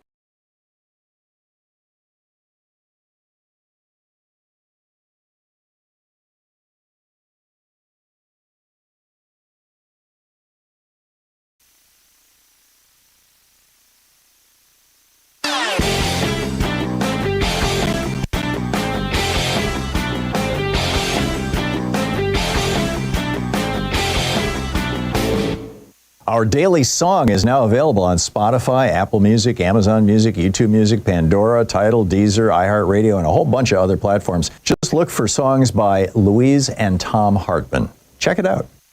They called it blood libel, what the Germans were doing against the Jews, claiming that they were using the blood of Christian children to make their matzah. We've got a new blood libel now here in the United States. J.D. Vance and Donald Trump lying through their teeth, arguing that black Haitian immigrants to the United States, legal immigrants with green cards in this little town in Ohio, are eating pets. This is another libel that goes way back. In the 1890s, People were claiming German and Dutch immigrants were eating pets. Then they claimed in the 1880s, and actually as recently as last year, a restaurant got shut down in California because of claims that they were serving pets. They weren't. But it was an Asian restaurant. This is just evil stuff, these lies and spreading this kind of hate. And this is now the strategy that the Republicans are using. There's a whole article about it at HartmannReport.com, Hate as a Political Weapon. Check it out.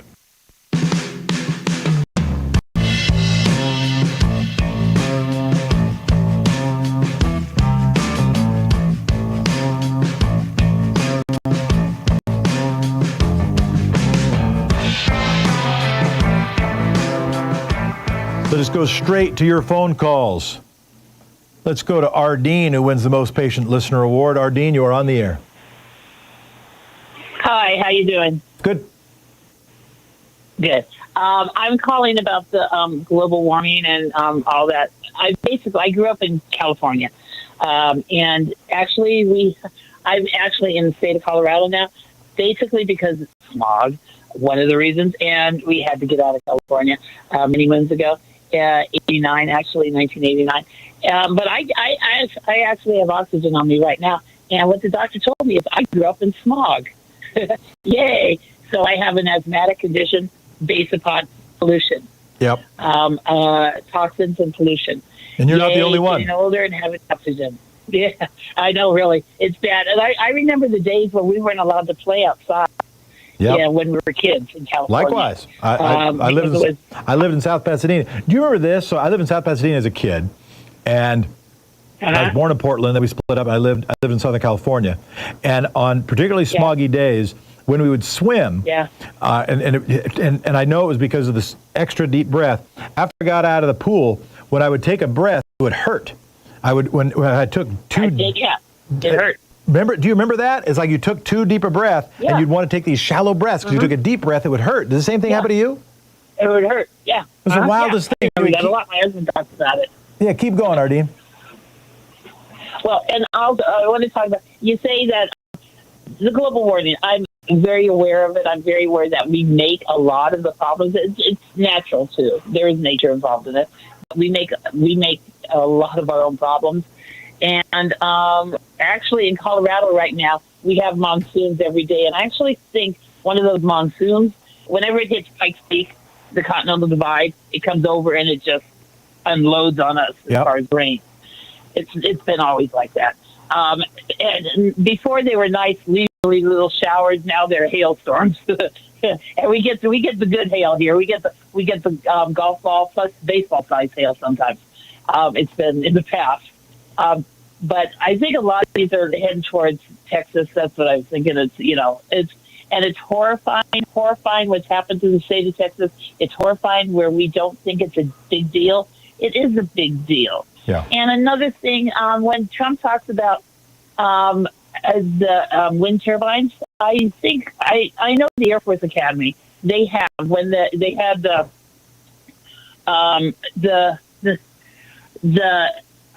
shovel ready program. Remember that one long time ago? It was a program to do infrastructure improvements, and I think it was through Obama. And they built it's over 100 solar energy panels. It's right next to the Academy. You're driving, you can see it from I-25 actually coming into the spring. But they are very, very, very proactive with global changes there at the Academy, which is great. That's a good plus on our side. Yeah. And Pueblo, our neighboring city, they have the world's biggest turbine manufacturing plants there. And I was reading it up on AI just before I talked to you. And they employ over 600 people. They're looking to employ about 800 more, but I don't know with everything that's happened. They were anticipating on bringing into the place about 800 more people by the year 2028. And so, Ardeen, is your core point? Is your core point that these are examples that can be used to promote other people to make investments around climate change? Yes. Great. I'm not sure which. Yeah. Well, yeah, I just want to make sure you have a chance to make your core point before I take the next caller. Yeah. Okay. Because what I want to tell you is where we need to really address the issues is in the schools. Yeah. Teaching the kids the STEMs and incorporating the solar problems, the global problems with the children. They are our future, and they can fix it. They can fix it a lot, and they can put pressure on their parents a lot. Thank you, Ardeen. I've seen it. Appreciate it. Let's go to Anthony from Port Orchard, Washington. You're on the air, Anthony. Hi. Hey, I was listening to Gabriella's call a little while ago, and she was talking about trees dying. I'm an orchardist, okay? She's absolutely right. Anytime you see spindly branches sticking up out of the top of trees, that means that the trees are not wicking up enough water from the ground to stay alive. So the easiest solution is to use wood chips. Pile wood chips up to like 6 inches deep underneath trees. Don't go all the way up to the trunk because you don't want the wood chips hitting the trunk. But take the wood chips all the way out to where they're underneath, all the way up to the drip line, which is the outermost branches where the water comes down. Yeah. I have a ton of really healthy trees that I did this with a while ago, and my trees aren't suffering at all. I don't have those spindly branches sticking out of my trees. I have tons of fruit and nut trees. And the other thing I do is I'll go ahead and stick a sprinkler underneath after putting down the wood chips. Stick a sprinkler under the trees and soak the wood chips for about half an hour, and the trees just love it. So I appreciate that note, Anthony. It reminds me we had Angela Gigi, who happens to be my former stepsister and really smart person. She was on, it was last year, on the program, and her big thing around climate change is addressing water, not just carbon, but addressing water, including making sure that water is in the soil. And one of the ways to make sure you have water in the soil is no bare soil. And what you just said is smart mulching practices and extra wood chips, and I appreciate that. And to get them, when you said 6 inches, I heard you say not 6 inches deep, but 6 inches away from the trunk, so it doesn't rot the trunk, it's not wood on wood. That's not quite correct. Oh, great! Please correct me. Take the wood chips almost up to the trunk, like half an inch. But half an inch from the trunk. Okay. 6 inches deep under the tree, all the way around. Got it. So 6 inches deep, but just shy of the trunk, not touching the trunk. Right. That's what I needed to hear. Right. Anthony, thank you so much. And I really do think that some of these practices, you really can impact your microclimates, really can impact the community. If we do this over and over again, making sure that each of us who do have yards, who do have lawns, that we think differently than just kind of the standard, climate change promoting lawn and planting trees, taking care of those trees, that we really can, that addressing water in the atmosphere is an enormous deal for it's water is the biggest. I mean, correct me if I'm wrong, but H2O is the biggest climate change, biggest climate change particle, not carbon. Sure, that's right. All right, Anthony, Thank you so much. All right. Let's go to Rose from Chicago, Illinois. Maybe it's Illinois. It's either Illinois or Illinois. Go ahead. Hey, Jefferson. First, I want to make a quick comment about climate change, because the callers were talking about that. I guess it's a rhetorical question. Is where do the big oil executives and their trust fund babies think they're going to retire to on this planet that they've destroyed? I mean, Greece and the Greek islands are always on fire. There's always floods everywhere. All of the destinations in Europe or floods are on fire. This country, every place. Where are they going to be in some rocket ship somewhere? Well, it is not unrelated to the rocket ship movement, but I will say I'll tell you the line from Arizona, and of our listeners in Arizona, that's the line there is water flows uphill to money.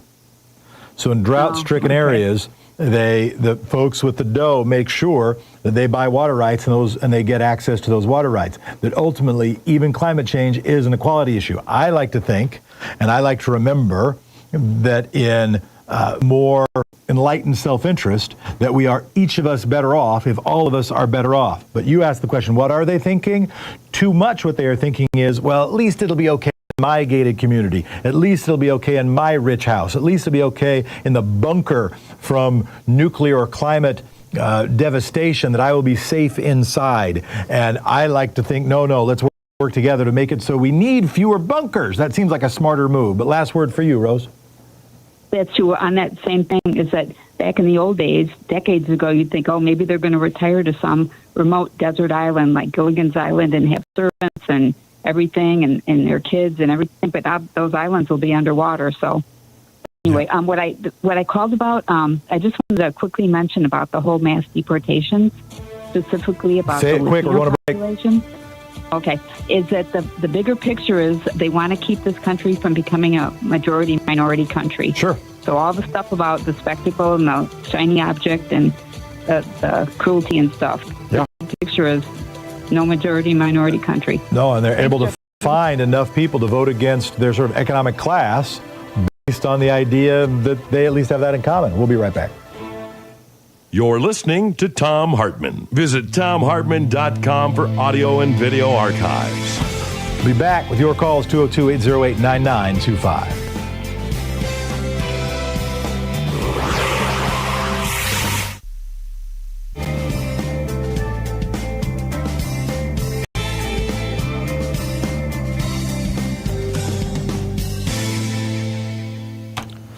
Bill from Wimberley, Texas, you're on the air.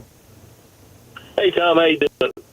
First, I want to congratulate you for having your father on the air with you earlier. I think that's a great thing that you do having him on. I lost my dad in December at 98 years old. Oh, I'm sorry. Well, 98, that's a pretty good run, man. Great run. I miss his voice. So cherish those moments. Yeah. Amen. Then I want to call out this guy, Harold, that called earlier, who considered himself one of the other. Yeah. That plain is people think of him as one of the other. Well, when he celebrates, like that teacher did down here in Texas, what happened out in Kerrville, Texas over the weekend on the 4th of July, he makes himself one of the other. And when he starts threatening these ICE agents and these people, that kind of violence and that kind of hate puts them on the other side of the fence from good people. Don't you understand that? Mm-hmm. Doesn't he understand that? No, Billy, thanks for the call. What I'd say is this. I think it's a couple things. First of all, I do, as a moral matter and a strategic matter, try to urge, as I've said multiple times, and I'll say it until even I get sick of it, that the most impactful social movements in history have been peaceful social movements. Okay, those are if we're talking about defending property against tyranny, weapons, for instance, in the American Revolution were really helpful. But if you're talking about a social movement within a country, and the social movements have been most successful when peaceful. That's the first thing I'll say. Second thing, when he talked about othering himself, I took something different from it. I took that, and maybe this is me, bending things to fit my own worldview, but I took it as we have to stop othering people, and if people are going to get othered, we've got to start identifying them so we have a bigger and more full and more inclusive sense of who sort of the American and human family is. And therefore, I'm going to stand with those that are getting excluded. So it's clear that I, with a little bit of privilege, I with a little bit of strength, I with a little bit of wealth, I with a little bit of whiteness, I with a little bit of whatever the source of power is, I with a little bit of power, I'm going to stand with those people who are powerless and being set aside, so that it's a little harder to set them aside. That was my take. Last word for you. When you start threatening ICE agents, it just seems to me, Tom, that the hateful speech is coming from the left, not the right. I got wait. I think that's. I don't know if you've been listening today, but I think if you hear, and I can't speak for what everybody says, but I think if you can characterize anything that we're talking about here, certainly anything I'm talking about, it's hateful speech, I'd love to dig into it, because I try to avoid that pretty well. But I will say, and now I get maybe a better perspective of where you're coming from politically, but if the speech, the conduct we're seeing around immigrants, is none of that bordering on hateful to you? Is that all coming from a place of love? Is that all coming from a place of rule of law? Is the fact that ICE agents are masking themselves, not even having numbers, is that coming from a place of compassion and Christian virtue and care and everybody being part of the same sort of human challenge? Is that your perspective, Billy? That is exactly my perspective. Okay. What I say is sometimes love is hard, and even though is cutting health care for 17 million people love? Make no mistake. Tom. I'm a conservative, and I love everybody, even you. And it just seems we're going to break. We're going to break. It wasn't to cut you off. That's just the time.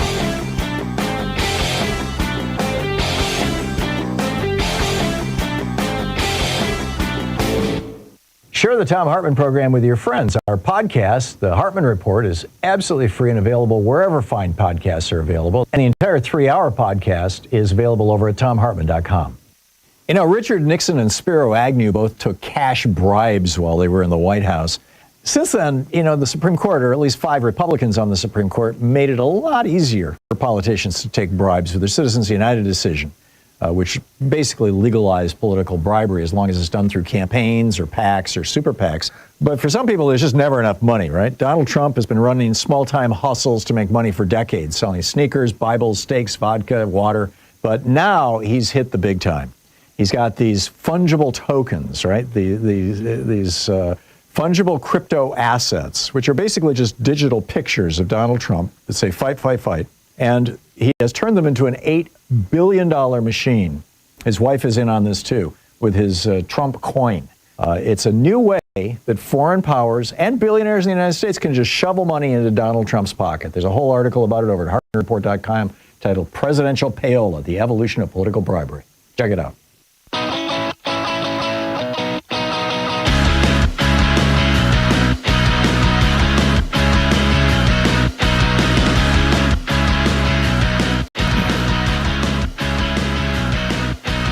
And we are back.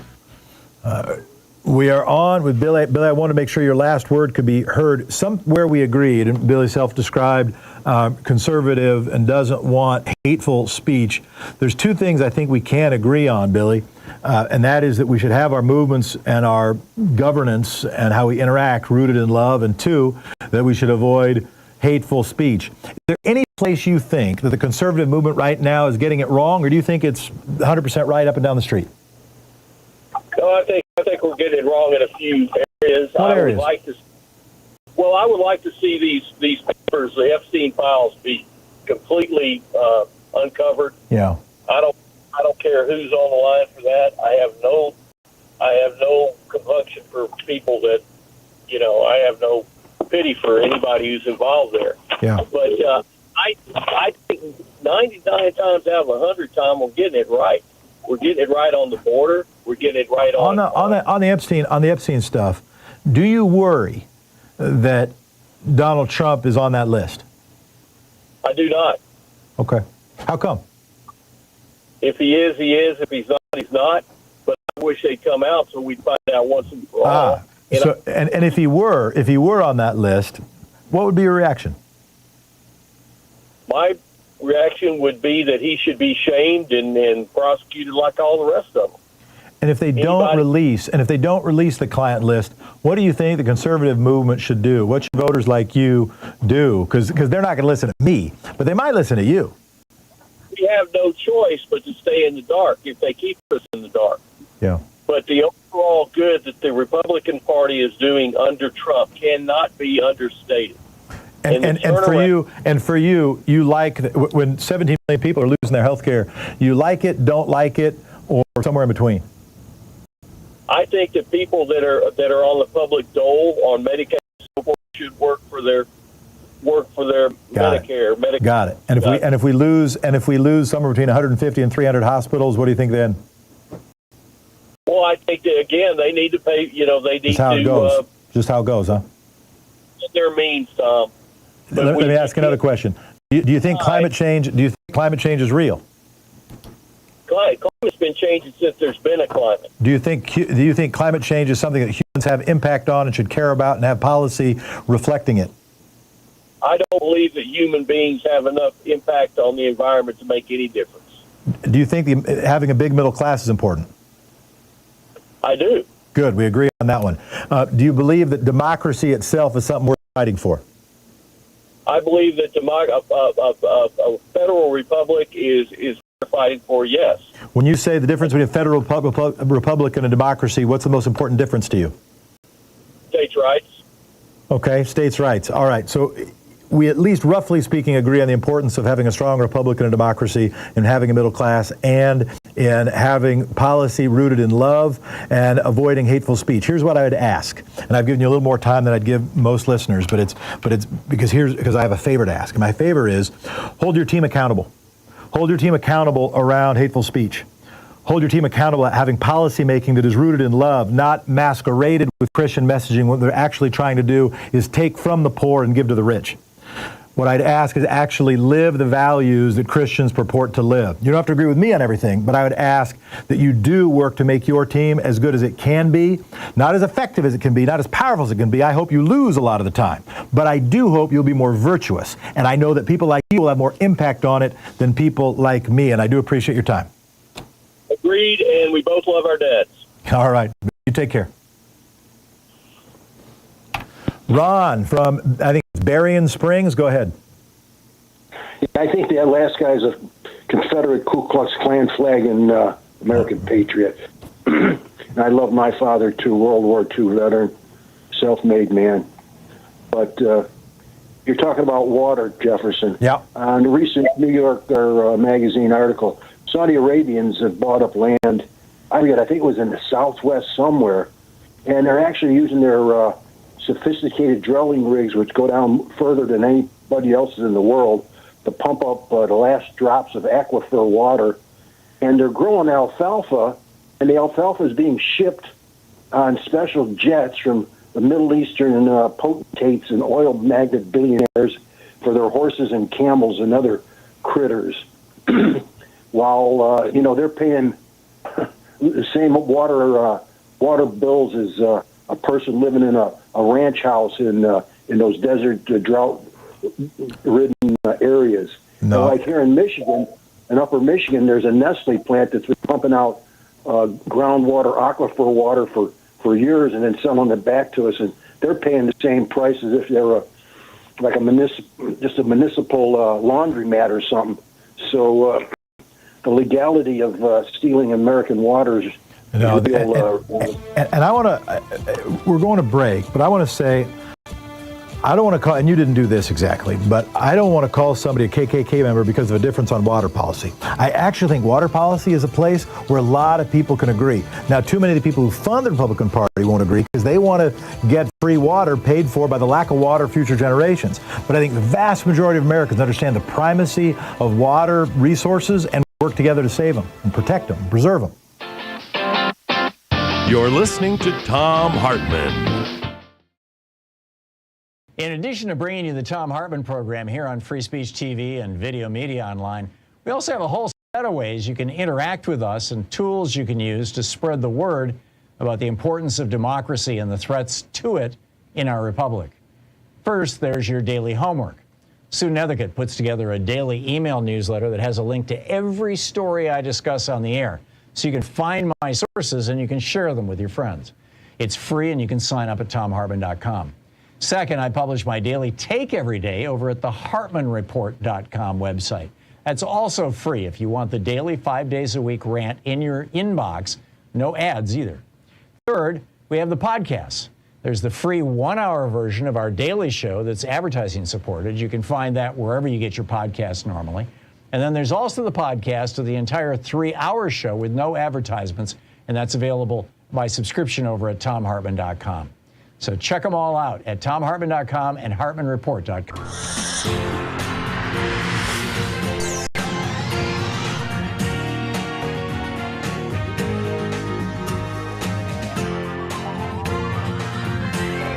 We say fight back!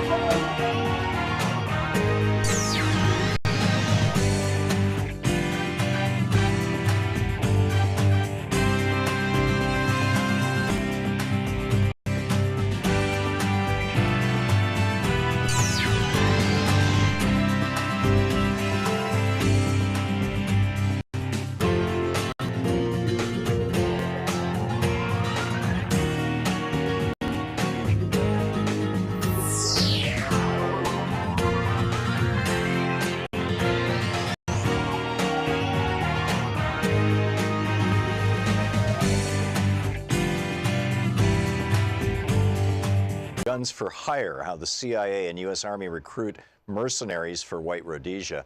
It's a historical reprint of what appears to be a 1979 pamphlet, basically. This is from the introduction. It does have an ISBN number. It is available in book sources. In Zimbabwe, Rhodesia, actually this must have been published post-1980 because they're referencing Zimbabwe. In Zimbabwe, Rhodesia, 270,000 white settlers, mostly immigrated since World War II, controlled the government and economy, ruling over the 7 million black Africans. The Zimbabweans cannot vote. They have been forced off the bulk of the arable land, and they have no democratic rights whatsoever. All labor performance in Zimbabwe is black labor, and it is intensely exploited, often at less than subsistence wages. Zimbabweans have been fighting European invaders since the early 17th century. Since the 1890s, they have been directly ruled by Europeans, at first in the form of a private British corporation, the British South Africa Company. Since 1923, direct political rule has been in the hands of the white settlers, currently led by Ian Smith and his fascist Rhodesian Front Party. It's important to note that the white settlers were originally given this direct local power as a, quote, self-governing colony of the British government, thereby creating a master-caretaker relationship. During these past 80-odd years, Western imperialism, the multinational corporations of the United States, Britain, and South Africa, has extracted huge profits from the exploited and oppressed Zimbabwean population via the subsidiaries of the Anglo-Americans, Lonrho, Amex, AMAX, Union Carbide, Mobil, ITT, and other corporations. They fully intend to continue doing so as long as they can. The white settler minority has been rewarded for their violent subjugation of the Zimbabwean people with perhaps the highest national standard of living in the world. Sir Roy Walensky, the former Prime Minister of the Central African Federation, which included what is now Rhodesia, once said, "This man Smith has an appeal. It's the appeal of an easy life. For $6,000 a year, you can have 5 servants, a swimming pool, and a lot." Beginning during the early 1960s, however, the Zimbabwean nationalist forces under the leadership of the Zimbabwe African National Union, ZANU, evolved the strategy of guerrilla war to liberate their people and land. It is proving to be very successful. There are 20,000 guerrillas in base camps in Tanzania and Mozambique, over 3,000 in Zimbabwe itself, and this number is continually rising. In a meeting between Stephen Solars, a U.S. congressman, and the ZANU guerrilla leaders, they were reported to reject the possibility of enlisting the assistance of Cuban or other foreign troops, declaring that if we cannot liberate ourselves, we do not deserve to be liberated. Despite Western propaganda to the effect that the U.S. and British only wish to avoid a bloodshed in Rhodesia, don't forget the Zimbabweans have been bleeding for almost a century, their real fear is that the liberation struggle will win. With this victory in sight, it is not surprising that the counterattack by the Smith regime has become more vicious and brutal. Actually, this must have been published pre-1980 because this is when Smith was still in power in Rhodesia. More than 250,000 rural Zimbabweans have been forced into concentration camps. Terrorist raids have been conducted against Zimbabwean refugees in Mozambique. Dusk to dawn shoot-on-sight curfews have been instituted and enforced in the border areas. And escalating counterinsurgency attacks have been launched against the military arm of the liberation struggle, the Zimbabwean People's Army, ZIPA. It is crucial for Westerners to understand that the Smith regime has not stood alone in this barbaric campaign. This pamphlet documents the critically important element in U.S. imperialism's support for the Smith regime, white mercenary reinforcements for the fascist Rhodesian, quote, security forces. This flow of U.S. mercenaries to prop up white Rhodesia is an important, though secret, part of U.S. imperialism's strategy for Africa. The U.S. has massive investments in southern Africa. Zimbabwe alone supplies the bulk of high-grade chrome ore used in the U.S. for jet engines and other advanced technological items. Coal, copper, and other minerals are ripped out of Zimbabwe for U.S. industry. Mobil Oil, Texaco, Hertz Rent-A-Cars, Holiday Inns, and many other U.S. corporations operate illegally in Rhodesia through foreign subsidiaries. More important still is South Africa, the fortress of U.S. interests in Africa, where $1.5 billion is invested by GM, IBM, Ford, and other giant multinational corporations. The liberation of Zimbabwe would, for the first time, penetrate the buffer zone of satellite countries protecting the borders of South Africa. South African guerrilla fighters, who are already training by the thousands in camps in Tanzania and Zambia, would have direct access to re-enter their land and accelerate the liberation struggle. Knowing that the stakes are high, U.S. imperialism has worked to strengthen the white supremacist outposts in Africa, although at times this had to be done covertly. In 1970, the Nixon White House approved Henry Kissinger's Operation Tar Baby strategy, based on Option 2 of the Secret National Security Study Memorandum Number 39. The strategy essentially called for covert military assistance, including direct exchanges, so that South African troops could be trained in the U.S. in specialized tactics and weapons. This would be done while the U.S. tried to convince Africans that it was on their side. This is from the pamphlet number 39, that Kissinger memorandum. We would maintain public opposition to racial oppression, but relax political isolation and economic restrictions without openly taking a position undermining the United Kingdom and the UN on Rhodesia. We would be more flexible in our attitudes toward the Smith regime. And it goes on from there. Guns for hire.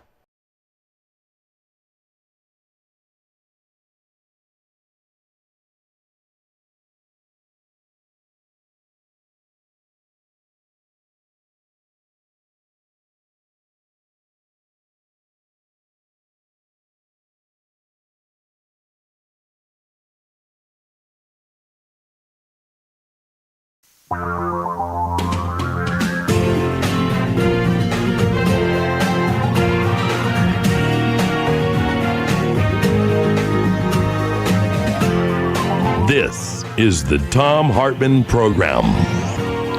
Welcome back to the Thom Hartmann Program. I'm going to go straight to your calls in just a moment. I want to say thank you to everybody who has been participating in the discussion today. A lot of the focus has been around how we think about the natural environment. It has been a set of issues, because it's more than one issue. But climate change, how we deal with water policy, how we treat pollution, it is the kind of thing that gets drowned out by a lot of the discussion. We can't let it be fully drowned out. We can't just let the news, the stuff that is new, drive out and keep us distracted from the olds and the lastings and the importance and all this stuff that remains critical for human survival. So we want to make sure we have a little bit of attention on that stuff here, maybe a lot of attention on that stuff here, so there can be a little bit of attention in the overall zeitgeist and the overall attention. So appreciate everybody who's been calling in about that. And how do we do that in a way that, yes, does build political power, does build power for the public interest, and that can find new allies. It doesn't merely limit itself. And I do believe that water policy is one of those places that Democrats can win on, and that Republicans should agree with, because when they disagree, it's because they're only protecting the people who are trying to take water for their own interest and trying to be water hogs. And if we work on sustainable and lasting and smart water policy for irrigated agriculture and for residential use and for future generations, that's the kind of thing that's solving a genuine problem. And I appreciate the focus on that issue. It can seem like a picayune one. It can seem like a smaller one. Let me tell you, it is tied for the biggest. It's not tied for the top 10 most attention, but it is tied for the biggest in terms of what's important for humanity. And what I hope we can do is build a political movement that is not only rooted in how it can beat the other side, but rooted in why it deserves to. That doesn't mean just taking the moral high ground at the expense of winning. It means winning for a purpose, and in fact, using purpose as a tool for winning, as fuel for attracting people to that movement, and in fact, building power that is worth supporting and worth all of our energy. Let's go to your calls. Let's go to Jim from Vancouver, Washington. You are on the air. Hey, thanks, Jefferson. I don't mind being on hold when I get to listen to your dad. He's great. Yeah, I like him too. Have you ever done a Democracy Nerd podcast with him? You know what? I never did. I don't think I ever did. Maybe I have to look back. That's really dumb. I should look and I should ask him. Yeah, the guy who was my producer on Democracy Nerd was also the producer back on News with My Dad. So I could ask Kyle, but I could also just look back at the website. The short version is I don't remember, but I love Dad too. Huh. I didn't see it. Hey, anyway, I wondered if you knew the story about Charles Dickens' visit to the United States in the 1840s. Say more. Well, he idolized the United States Constitution and all it stood for, and he came over for a visit. Yeah. And he was a media rock star. He got followed around by crowds and harassed, and he was horrified by American manners like tobacco spitting and using their fingers in the butter dish, but mostly was horrified by slavery. Yeah. So he went back to England and wrote a Notes from America book, and he got in trouble for the American press. Mm-hmm. And then he wrote a book called Martin Chuzzlewit about greed. Mm-hmm. And in one of the chapters, I'd like to read a paragraph where the hero had come over for a visit and interacted with a bunch of Americans. And wrote this little end of the section, and it was a conversation between him and his friend. And it goes, "Well, I was a thinking, sir," returned Mark, "that if I was a painter and I was called upon to paint the American eagle, how should I do it? Well, I guess I'd just paint it as like an eagle as I could, I suppose." And then Noe said, "That wouldn't do for me, sir. I would draw it like a bat for its short-sightedness, like a rooster for its bragging, like a magpie for its hypocrisy, like a peacock for its vanity, and like its ostrich for putting its head in the mud and thinking nobody sees it." And then Noe says, "Martin, I'd paint it like a phoenix for its power of springing from the ashes of its faults and vices and soaring up anew into the sky." Well, let's hope so. Let's hope so. American Story is a redemption story. Jim, thank you so much. Love the paragraph. Feel free to send it in so Sue can get it in the stack. Oh, yeah. How would I send it in? Stay on the line. Our call taker can give you the info. I should know it off the top of my head, but I don't. But they'll know it. Okay, thank you, sir. All right, thank you so much, Rob. And I'll say when he was mentioning Democracy Nerd, that was a podcast I did. We did 100 episodes. They were long form interviews with democracy experts and authors. They're still available if you want to check it out. Maybe more urgently, if you want to see a picture of my dog, I just posted one on Blue Sky. I'm Jefferson Smith of Blue Sky. So George Bailey is right here, sitting next to me. He's asleep, just oblivious. His hearing isn't as good. He used to look at me every time I said his name. Now he just stays sleeping because he's 13 years old and getting kind of deaf. But anyway, that's George. Robin from Kingston, you're on the air. Hi, Jefferson. Thanks for taking the call. This is a kind of a call back to something that you had started the day with, which is your conclusion, which matches mine, that democracy is an issue that we, I think, can win on. Yep. And I will just frame my statement is that this is a subject that we can discuss openly and thoughtfully and caringly with the middle group of swing voters. Yep. They will care. They will care. The right wing will say, yeah, democracy as long as it's my way and we win. So, which is obviously not democracy. So, anyways, I wanted to just tie that in, and I wanted to let people know. Now, I've been in the streets for over 15 years, and I perform civil information and do some type of public information activism every single day. And I have a great body of T-shirts. And what I'm going to recommend is you should not do these type of things in red districts. Don't fight the tide. You know, don't put the bumper stickers on or the signs in your yard. If you are in a red district and you get hassled, save your energy, direct it elsewhere. So anyways, this comes right from the street.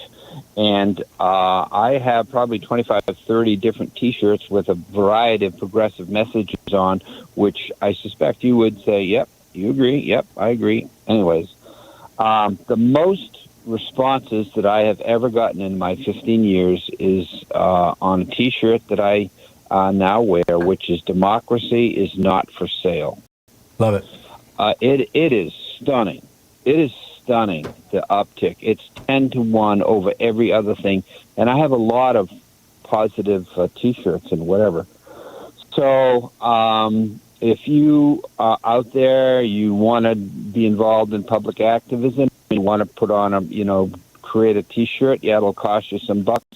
Just remember there are two sides to a T-shirt.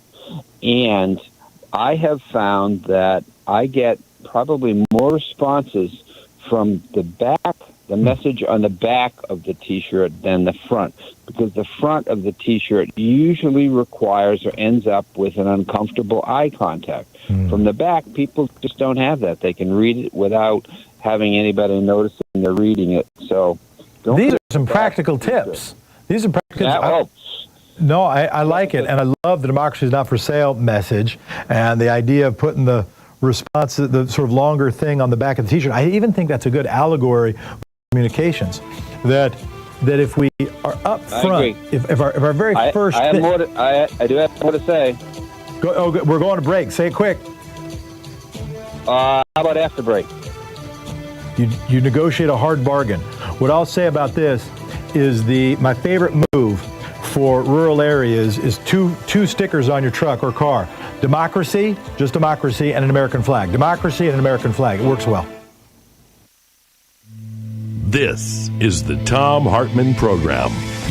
This is the Thom Hartmann Program. I do encourage people to activate throughout the country, even in red areas, even though I understand more of the folks need to go in the middle. But show your strength.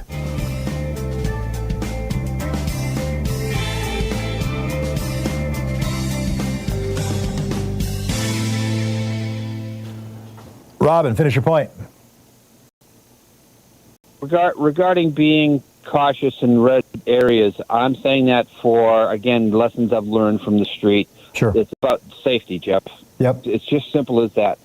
The other thing I want to talk about, and this is kind of like a thoughtful homework, is, and it's very difficult to buck doctrinaire thoughts, okay, but I am taking on the concept of protesting. And my question for the audience and you is today is, who do you give your political power up to when you go and protest? My argument, and this is for thought, we can go around on this for hours, we don't need to. My argument is actually, when you are protesting, number one, you're too late, but number two, you are protesting an incumbent politician or an incumbent legislation versus the idea of a rally, which is that you are supporting and rallying for a politician who is replacing incumbents to your favor. Okay, that's a favorable, and also for legislation, Jeff, that is better than former legislation, and so now you are rallying for something. So that's really the statement, and just think that through. I've been in Washington, D.C. on the Mall a couple of times, and you march from nowhere to nowhere in front of nobody, and you get underreported by the corporate, or what I call the oligarch media. So the protest part is, I think, looking backward, and my position Robin, it's a great point. We really need to look forward. We need to look forward. That's about it, Jeff. Thank you for taking me on the other side of the break. I appreciate it. And I appreciate the energy and wisdom that you apply and bring to us when you're hosting. It's great. Robin, it's a really great point. And we had a comment earlier. It's like, well, there's a risk of this show because I like to engage and get so much out of it. And I learn so much of engaging our community that there's a risk that, well, where is the focus? I'm gonna dazzle you for a moment. What we opened the show with was with floods. We opened the show with was thinking about how the flood is not only its own tragedy and catastrophe, it is also a metaphor. And we have to think about not only what happens downstream, but what is happening upstream. And think, as Pop said, not only about having an ambulance in the bottom of the hill, but a fence at the top of the hill, to mix metaphors. What Robin was just saying was that protests are downstream. Protests are what happens after a flood, after a political catastrophe, after policy has been enacted that is a bad idea. A rally is something that happens upstream. I advocate for upstream. I think if we can get 3.5% or more people protesting, it's a good thing. That has to happen to change a regime. There is important downstream stuff that has to happen. If somebody's fallen down the hill, you need an ambulance. If there's a flood that happens, you need emergency workers. But what can we do upstream? This is why I advocate for working working on state legislative races. This is why I advocate for working on publicly financed elections in urban communities to help build more resource and build more trained workers and build more communication resources. Why I advocate, why I value this community so much, why I advocate for more media capacity for pro-social, pro-democracy, pro-human messaging and values. Because we have to be, as Robin ably stated, we have to be working on the future. We're thinking about forward, not only thinking about back. I think we can do both, but we have to make sure we don't only do the looking backwards. Thank you, everybody. We'll be right back.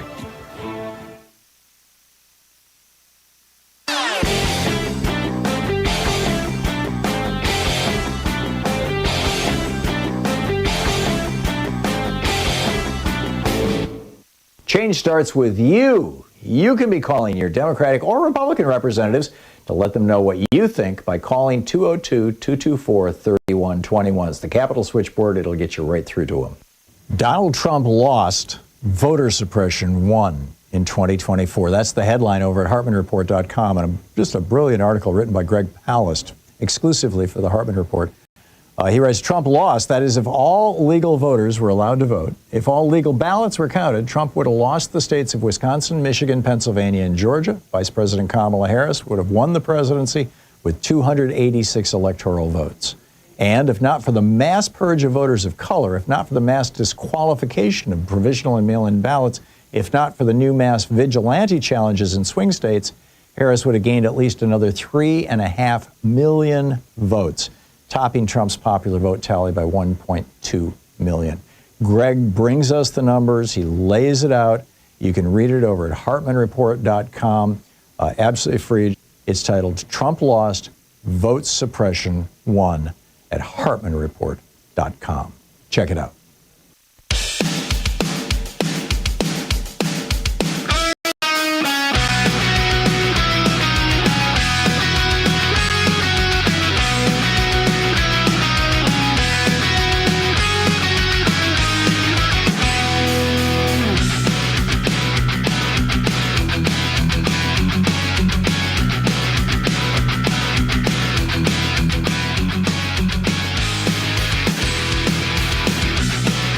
And we're back.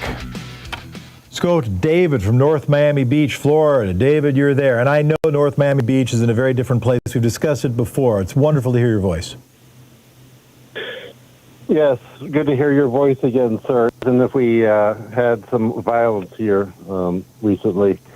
Yes, Tom made the mistake of saying the words media specialist and summoned me like I was the Candyman. But I wanted to remind you, I know you don't want to look back, but there's a reason there's a science fiction book called Looking Backwards, Imagining the Present. About 1880, there was a Johnstown flood, I want to say Pennsylvania, where basically an area for yachts was built, but badly, so it flooded and destroyed the town beneath. Again, completely predictable, but they decided, instead of paying with actual money and time and thought, to gamble with the lives of their lessers, as they thought.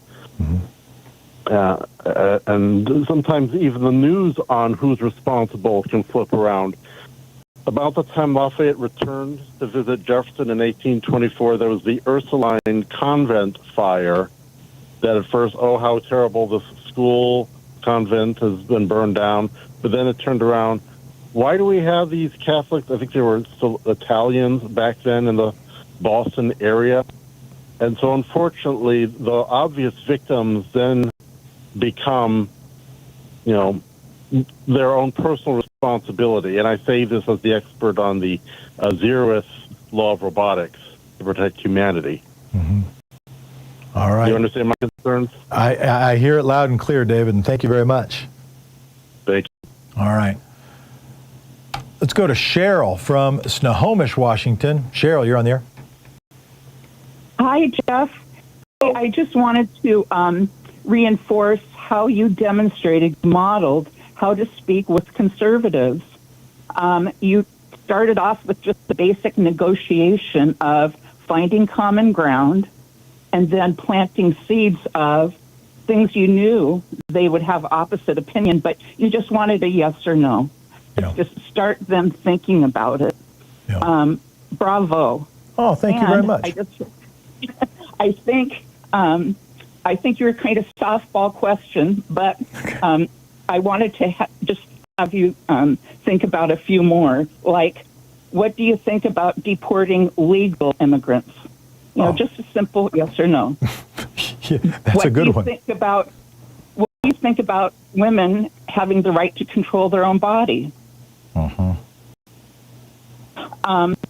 When he said he thought the federal republic was great and states should have more rights, ask, should blue states subsidize red states?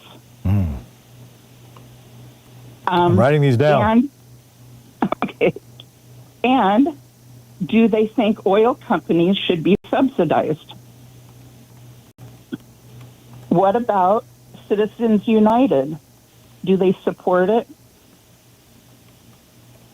Do they think big money should be out of politics?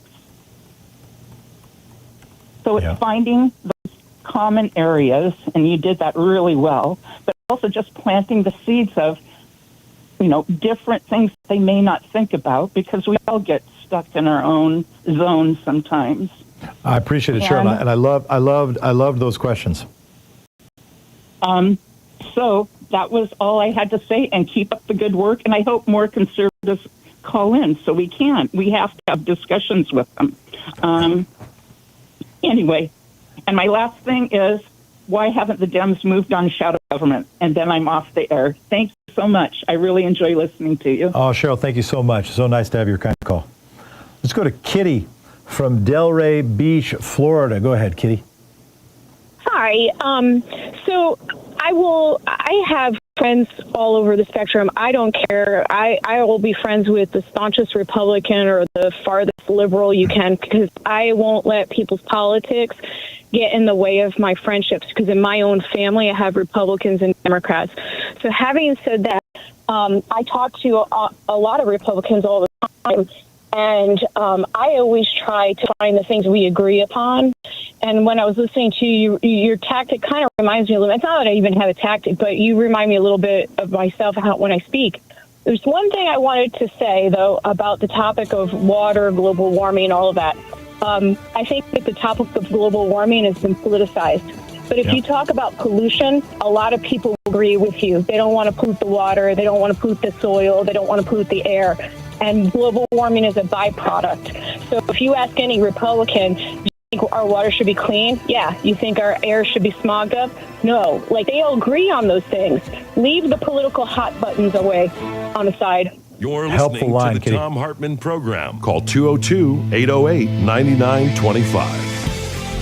I appreciate that, Kitty. Using words that persuade, if that's what you're trying to do, would be very helpful. We'll be right back.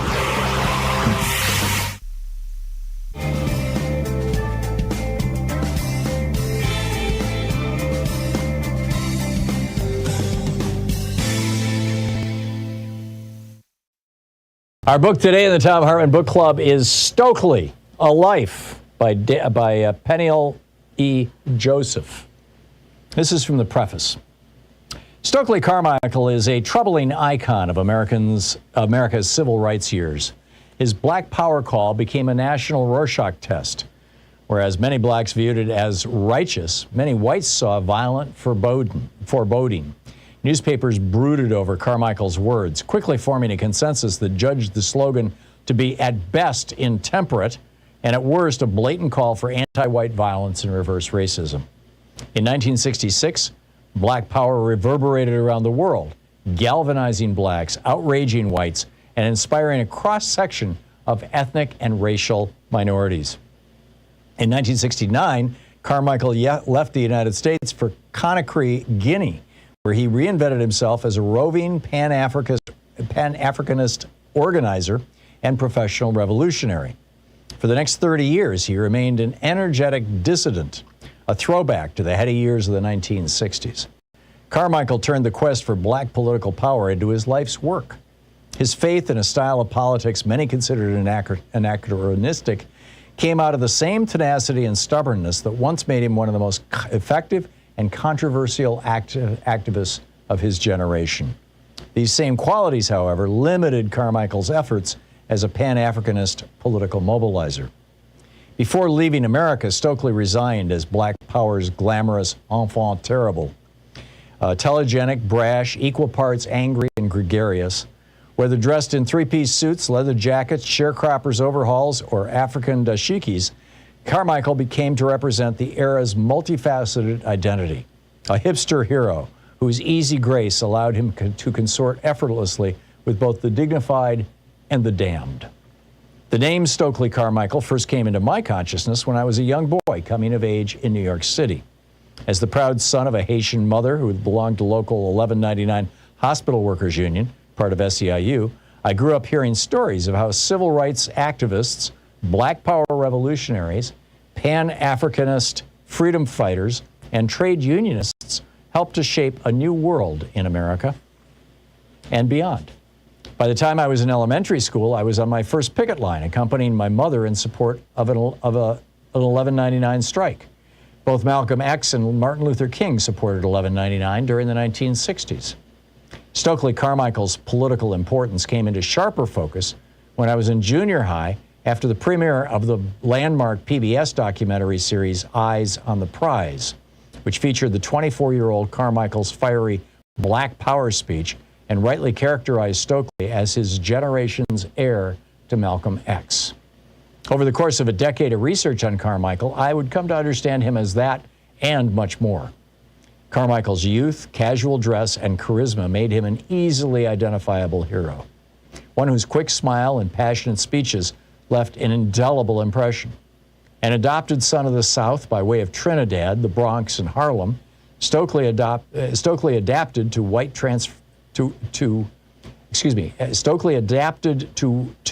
while transforming whatever environment he encountered. As a native New Yorker growing up in the city's tense racial climate of the 1980s, I found Carmichael's survival instincts appealing. As a young graduate student in Philadelphia, I had the opportunity to hear him speak and briefly met him afterward. He encouraged me to stay committed to the Black freedom movement, a struggle he defined as infinite. With his flowing African robes, gray hair, and white beard, he looked like a prince. And he had changed his name. He was no longer Stokely Carmichael. As Malcolm Little had become Malcolm X and later El Hajj Malik El Shabazz, Stokely had become Kwame Ture. It was a name that paid homage to his two African heroes, men who had been the first presidents of their countries, Ghana's Kwame Nkrumah and Guinea's Sékou Touré. Kwame Ture spelled the Guinean's name not as the French did, as white Europeans did, but as Arabs and Muslims did. Sékou Touré, S-E-K-U-T-U-R-E.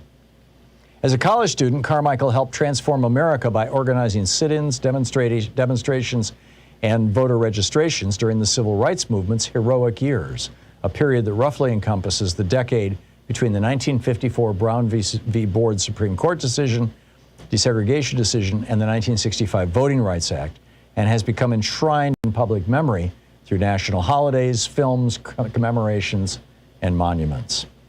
Carmichael's deep sense of justice contributed to his evolution into Kwame Ture, the Pan-Africanist revolutionary and anti-capitalist organizer who moved to West Africa and remained tenacious in the face of searing political setbacks.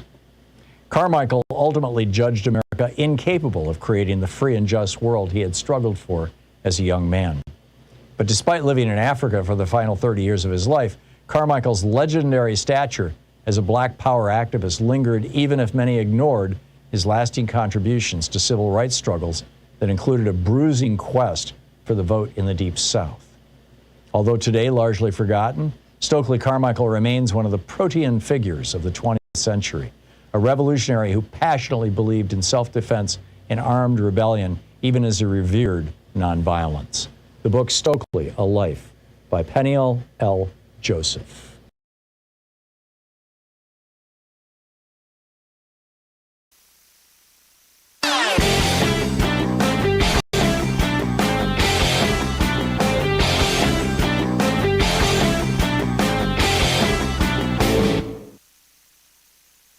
Help support progressive radio. If you're listening to us on a commercial station, call their advertisers and let them know you're listening. If you're listening to us on Pacifica or one of our many nonprofit stations, please support them when they do their fundraising drives. Thanks for supporting Progressive Talk Radio and tag You're It. Donald Trump lost, voter suppression won in 2024. That's the headline over at HartmannReport.com, and just a brilliant article written by Greg Palast exclusively for the Hartmann Report. He writes, Trump lost. That is, if all legal voters were allowed to vote, if all legal ballots were counted, Trump would have lost the states of Wisconsin, Michigan, Pennsylvania, and Georgia. Vice President Kamala Harris would have won the presidency with 286 electoral votes.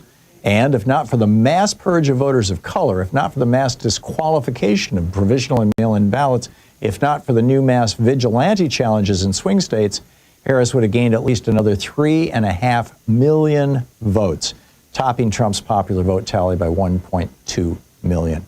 Greg brings us the numbers. He lays it out. You can read it over at HartmannReport.com. Absolutely free. It's titled Trump Lost, Vote Suppression Won at HartmannReport.com. Check it out.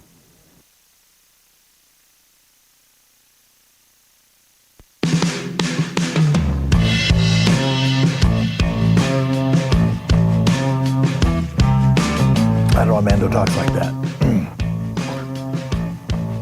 All right. I wanted to get back to, I want to say something that I want to cover tomorrow and Thursday. All right. So back in the day, a guy who's a friend of mine wrote a book, bestseller, 50 Simple Things You Can Do to Save the Earth. And it was a bestseller. It ended up on morning shows, and 50 Simple Things to Save the Earth, sold a bunch of copies. He then did a thing that was 50 Simple Things You Can Do to Fight the Right. And I urged him, and I've been a couple chapters of that. And the chapter's like a page or two, right? Not like pages and pages. And I kind of wanted 50 Simple Things You Do to Save Democracy, because I thought that would be a better chance to get back invited on Good Morning America, et cetera. If you say fight the right, they would think they need to scare away. They need to be scared away. But that book came out. I just traded messages because it seems like it's time to do another 50 Simple Things book. And the format is easy. It's said in the title, 50 Simple Things. What is a thing a person can do to help save democracy? And I'd be interested in yours.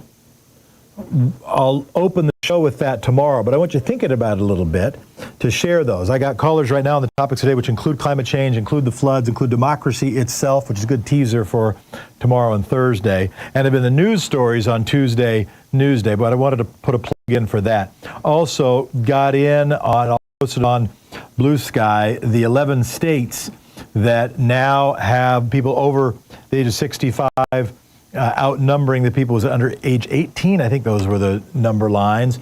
I did them based on politics. So the firm blue states were Vermont, Oregon, Hawaii, Rhode Island, and Delaware. The less blue, but didn't vote for Trump, New Hampshire and Maine. Red states, Florida, Montana, West Virginia. Swing state voted for Trump, Pennsylvania. Those are the 11 states. It appears to me most of those states, at least, are places where you'd want to move to when you get a little older. So that's one thing that it occurs to me. Let's go back right now with your calls. Paul from Woodinville, Washington, on the air. Yeah, I wanted to follow up on some of your questions that you had for the, I guess he was a Trump supporter at top of last, or end of last. Okay, so he says he doesn't mind. I guess it's just the way it has to be, that Medicaid has to be cut. Yeah. Okay, I would ask him, do you mind if it's just the way it has to be that your health insurance premiums have to go up? Because that's what's going to happen if we lose, say, 15% of rural hospitals, and all of those uncovered people are driven towards the urban hospitals. The urban hospitals, it's all going to be the same. People are still going to get treated. Just the hospitals are not going to get paid. So how are they going to make up that money? They're going to pass it along to the people who are insured. That's what we had before the Affordable Care Act. So if he doesn't mind that it just has to be, if we cut people on Medicaid, that your insurance premiums have to go up because of all the pressure that goes on to the urban hospitals, that's cool. Fine. Okay, if he's okay with that. Second thing he said was the climate's always been changing, and he doesn't think that that human beings can do enough to change the climate. I would say that in order to make that statement, you'd have to know what is the threshold of change. how much he must know what number that is. Well, oh yeah, okay, we can't approach this number because if I say that I can't change something by doing this, I must know what the threshold is that will cause the change that I'm saying won't happen, right? Yep. And then the third thing is, and by the way, things like your blood pressure, they're changing all the time too. Is it a good idea that you do things that make your blood pressure run in the very high range most of the time?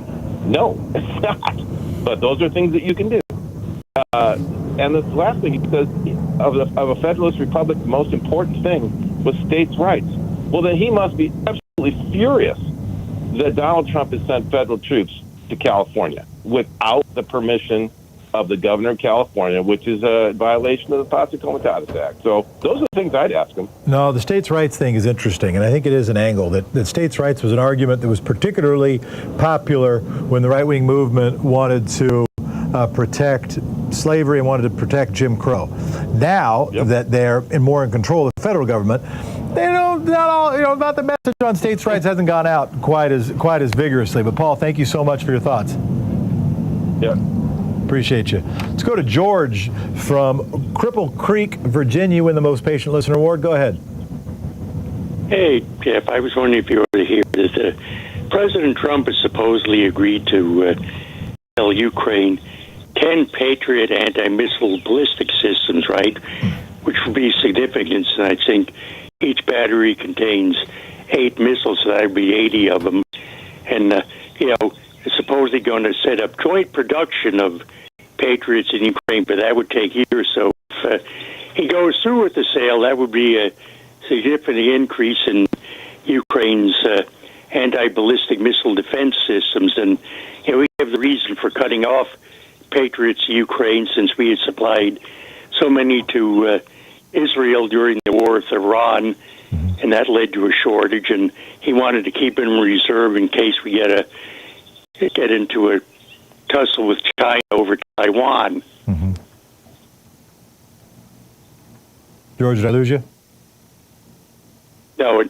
Another thing is, did you see the Netherlands has agreed to forward base some of their F-35 stealth fighters to Poland to provide forward air defense instead of, if Putin wins in Ukraine and decides to threaten NATO? Yeah. You cut out for a second. The thing I will say, I'll respond to the Ukraine piece. My concern particularly was the big, horrific bill cutting funding for Ukraine. I'm trying to look up the number, but appreciate your info on the Patriot missiles. Any final point you wanted to make? Yeah, I enjoy listening to your dad. What is he, 90 years old? And just turned 90. Sharp as a tack? Yes. And, I'm 77. I hope if I reach his age, I'm as sharp as he is. I hope I'm as sharp as he is when I'm 77. George, thank you so much. You be well. Thank you. Keep it up, Jeff. Right, bye. Take care. Let's go to another Paul, this one from Pennsylvania. Go ahead. Hi, Jeff. I wanted to talk about the activity that we all, I think, want to be involved with, and that's to take power. The anxiety, the fear, the disgust, the moral outrage. It all has to have a point, and that point is to take power. Pie in the Sky, that's from an old Joe Hill song. He was an organizer for the International Workers of the World, and he said, you don't need pie in the sky. You need to have your bellies filled now. We don't need democracy in the sky either. We need democracy in the institutions, in the communities that we live in. If you're locally in a rural county, or you're in a neighborhood in a city, what power can you take? Can you be the guy who stands at the polling place and you're watching the elections?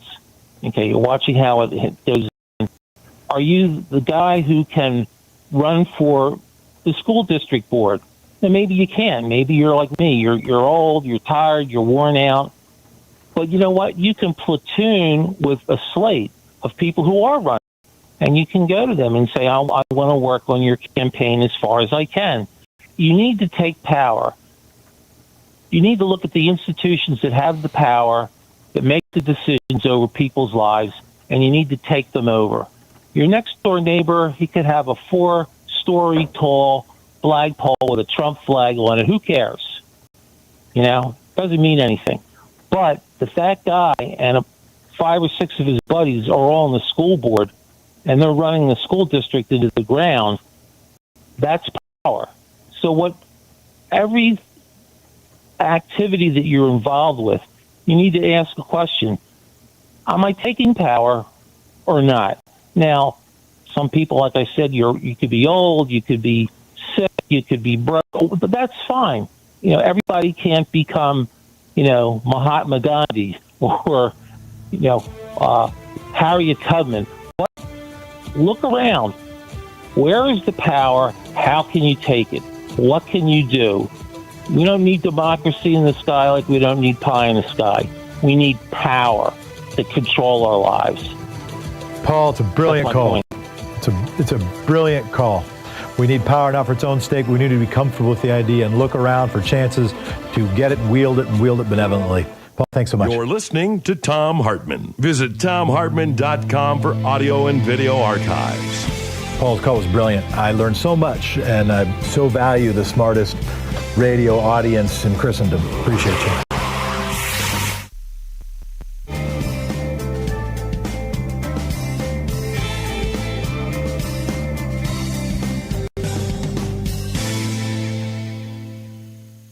All right, we're going to have to try to do a speed round to clear this board. People have been waiting, and they're all freaking brilliant. Chris from, is it Meriden, Connecticut?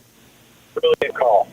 We need power not for its own sake. We need to be comfortable with the idea and look around for chances to get it, wield it benevolently. Paul, thanks so much. You're listening to Thom. I was listening to myself. James from Clear Lake Oaks, California. You're on the air. Hi, Jeff.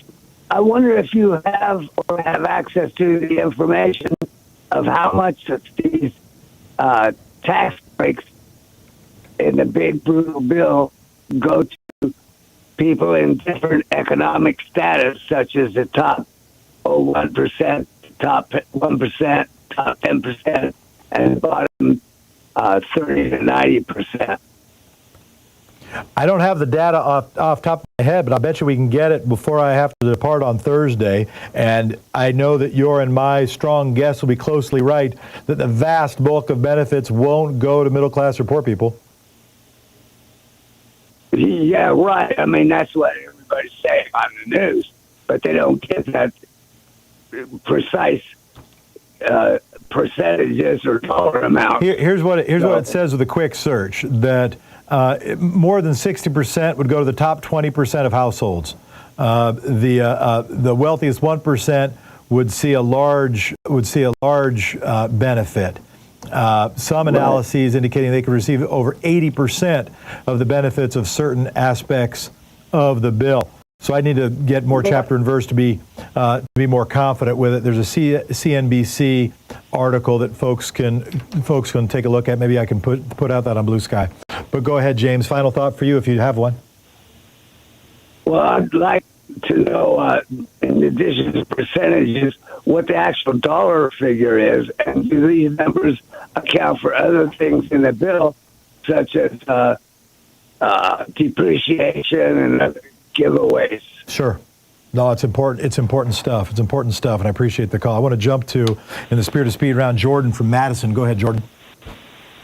I want to say that Paul had a great thing about taking power and doing what you can where you can. Amen. But I also wanted to, yes, definitely. I wanted to mention that I agree that it's important that we name and support the people that are doing good, but I also think we need to name and shame the people that are, acting poorly. Not an enemies list. Definitely not an enemies list, but an accountability list. Yep. And that's one of my biggest concerns with the way ICE is acting recently, with no badges, no face, and, there's no accountability. Yep. And that really has to be something that we really push for at all levels and on both sides of the aisle. Yeah, beware the faceless man. And to be clear, I think it's both and. So when we were talking about Yes. looking forward or looking back, my answer is yes. We should learn from history, and we should learn from history in order to act in the future. We should be positive and show gratitude and amplify people who are forward moving and doing good stuff, and we should make sure there is accountability, that the companies that are helping push us towards oligarchy, that we do hold those accountable, that those people who have decided to throw in their morality with the current lot, that there is some institutional memory about that. So I think we can do both. One of the reasons I push for positive stuff is because the negative stuff hits so hard. It's like 3 or 4 times as strong as the positive stuff, and that can end up tiring us out. So I do want to hit the positive stuff too. We'll be right back. Thank you, Jordan.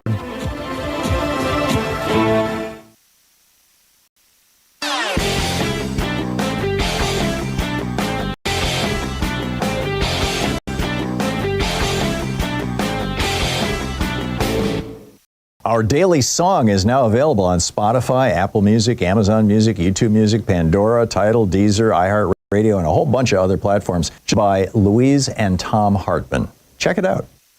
People in the Rust Belt states know all about tariffs. They know that tariffs kept jobs in the Rust Belt states for centuries, literally, that America was built on tariffs. It's one of the reasons Donald Trump got elected in 2016 was because he talked about tariffs. But for some reason right now, the Harris-Walz campaign, or Democrats in general, are reluctant to talk about tariffs. They call them sales taxes or something like that. They really need to be a little more straightforward, because people, particularly in the industrial Midwest, or in the Rust Belt, as we call it now, are not dumb. They know what's going on. They know where we've been and how we got here. And I think it's pretty important to be talking about tariffs and what they are, how they work, and how they can bring manufacturing back home. I wrote a piece about it for Hartmann Report. It's titled, "Why Trump is Wrong and Alexander Hamilton Was Right About Tariffs." And I think you'll find it absolutely fascinating at hartmannreport.com. Check it out.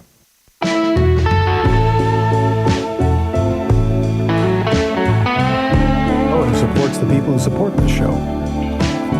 All right, if everybody has 30 seconds, we get it to everybody. If anybody goes long, we won't. Let's go to CJ first from Shreveport. You're on the air. Hey, darn, I was going to say some more, but I'm going to be quick. Earlier, they were talking about global climate change, global warming, and, of course, the floods and stuff like that. But also, somebody was talking about, the Christian nationalists, the evangelicals, et cetera. Yep. I think I figured out why the leaders of the Christian nationalist movement are working with the industrialists to keep global warming going. They want it to happen. They do believe in it because it's prophesied in Revelation 16, verses 8 and 9. The fourth angel pours out his vial of God's wrath upon the sun, and power is given him to scorch men with fiery heat. Yeah, CJ, I appreciate it. And one of the challenges, you're absolutely right, that there's some fringe Christian sects who have too much purchase in too many areas that fall on the wrong side of the premillennialist versus the post-millennialist argument, and they think that Jesus will come back after bad things rather than coming back after good things. The Christians who fought for abolition, who fought against slavery, who fought for women's suffrage, who fought for better health care and better public health, those folks believed that Jesus would come back after 1,000 years of peace and prosperity, and therefore good works mattered. There are now too many people, often rooted in the South, who had to justify their theology and align it with slavery and then with Jim Crow, who said, no, we don't have to do good works. All we have to do is wait for something really, really bad to happen, and then Christ will come back. That is one of the most important changes that has happened in American religious culture, that therefore one of the biggest changes happened in American political culture. And by the way, now that the IRS is saying that churches can do politics without taxes so that billionaires can funnel money into churches who proselytize messages that are against God but pro-billionaire, it's even worse. I got to go to Walter so everybody has a chance. Walter, you're on the air.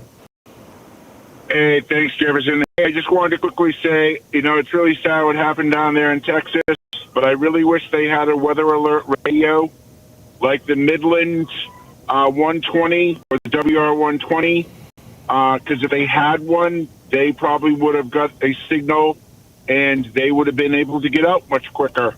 Yep. And Weather Alert Radio, and I assume Weather Alert Radio is not a private service that is subscription based. No, correct? It comes from NOAA. There you go. It comes from NOAA. There you go. It comes from NOAA. The signals come from NOAA, and they're less than $50. Or they could even have got the emergency kit from Midland for less than $100. Less than $100. All right, we're going to hear from Lynn. Lynn, who self-reported Trump supporter from Sherrills Ford, North Carolina, I think. Go ahead, Lynn. Hi, Jeff. I hope this finds you doing well today. Thanks. And so I have a point I would like to make. I think to come into America, you should do it legally.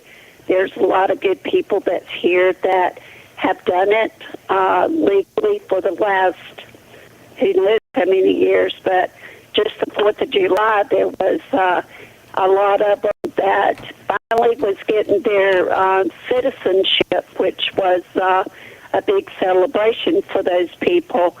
I understand. I think by the way, when my answers just came in, I think when my answers came here, I don't know about yours, but I think when my answers came in, I don't think they needed a green card. Okay, well, here's the whole problem. There is good with all the bad. Yeah. The problem is when you come in, the bad people have to be deported. There has been people that have been killed, innocent people here in the United States. So I hear you. So are you in favor? Are you in favor of all the immigration policy right now?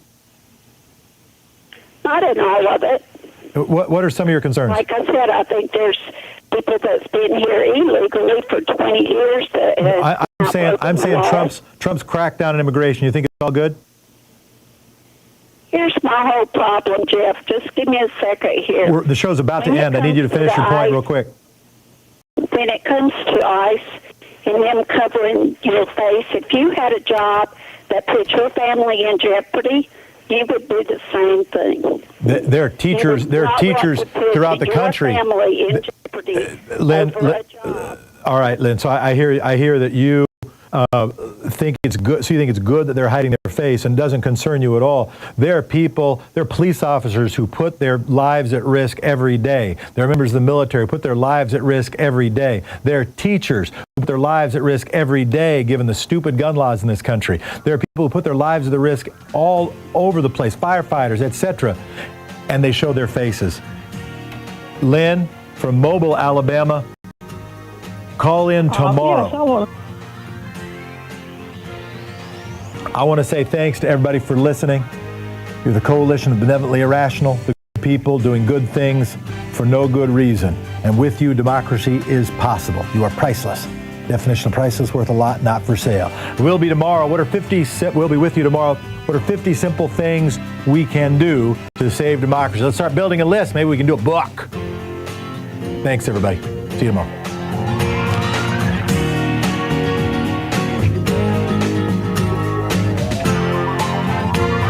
You've been listening to Thom Hartmann. For audio and video archives, visit thomhartmann.com.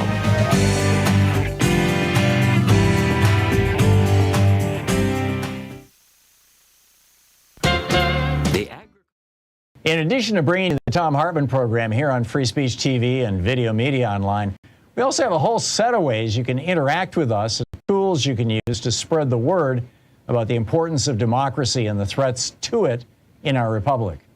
First, there's your daily homework.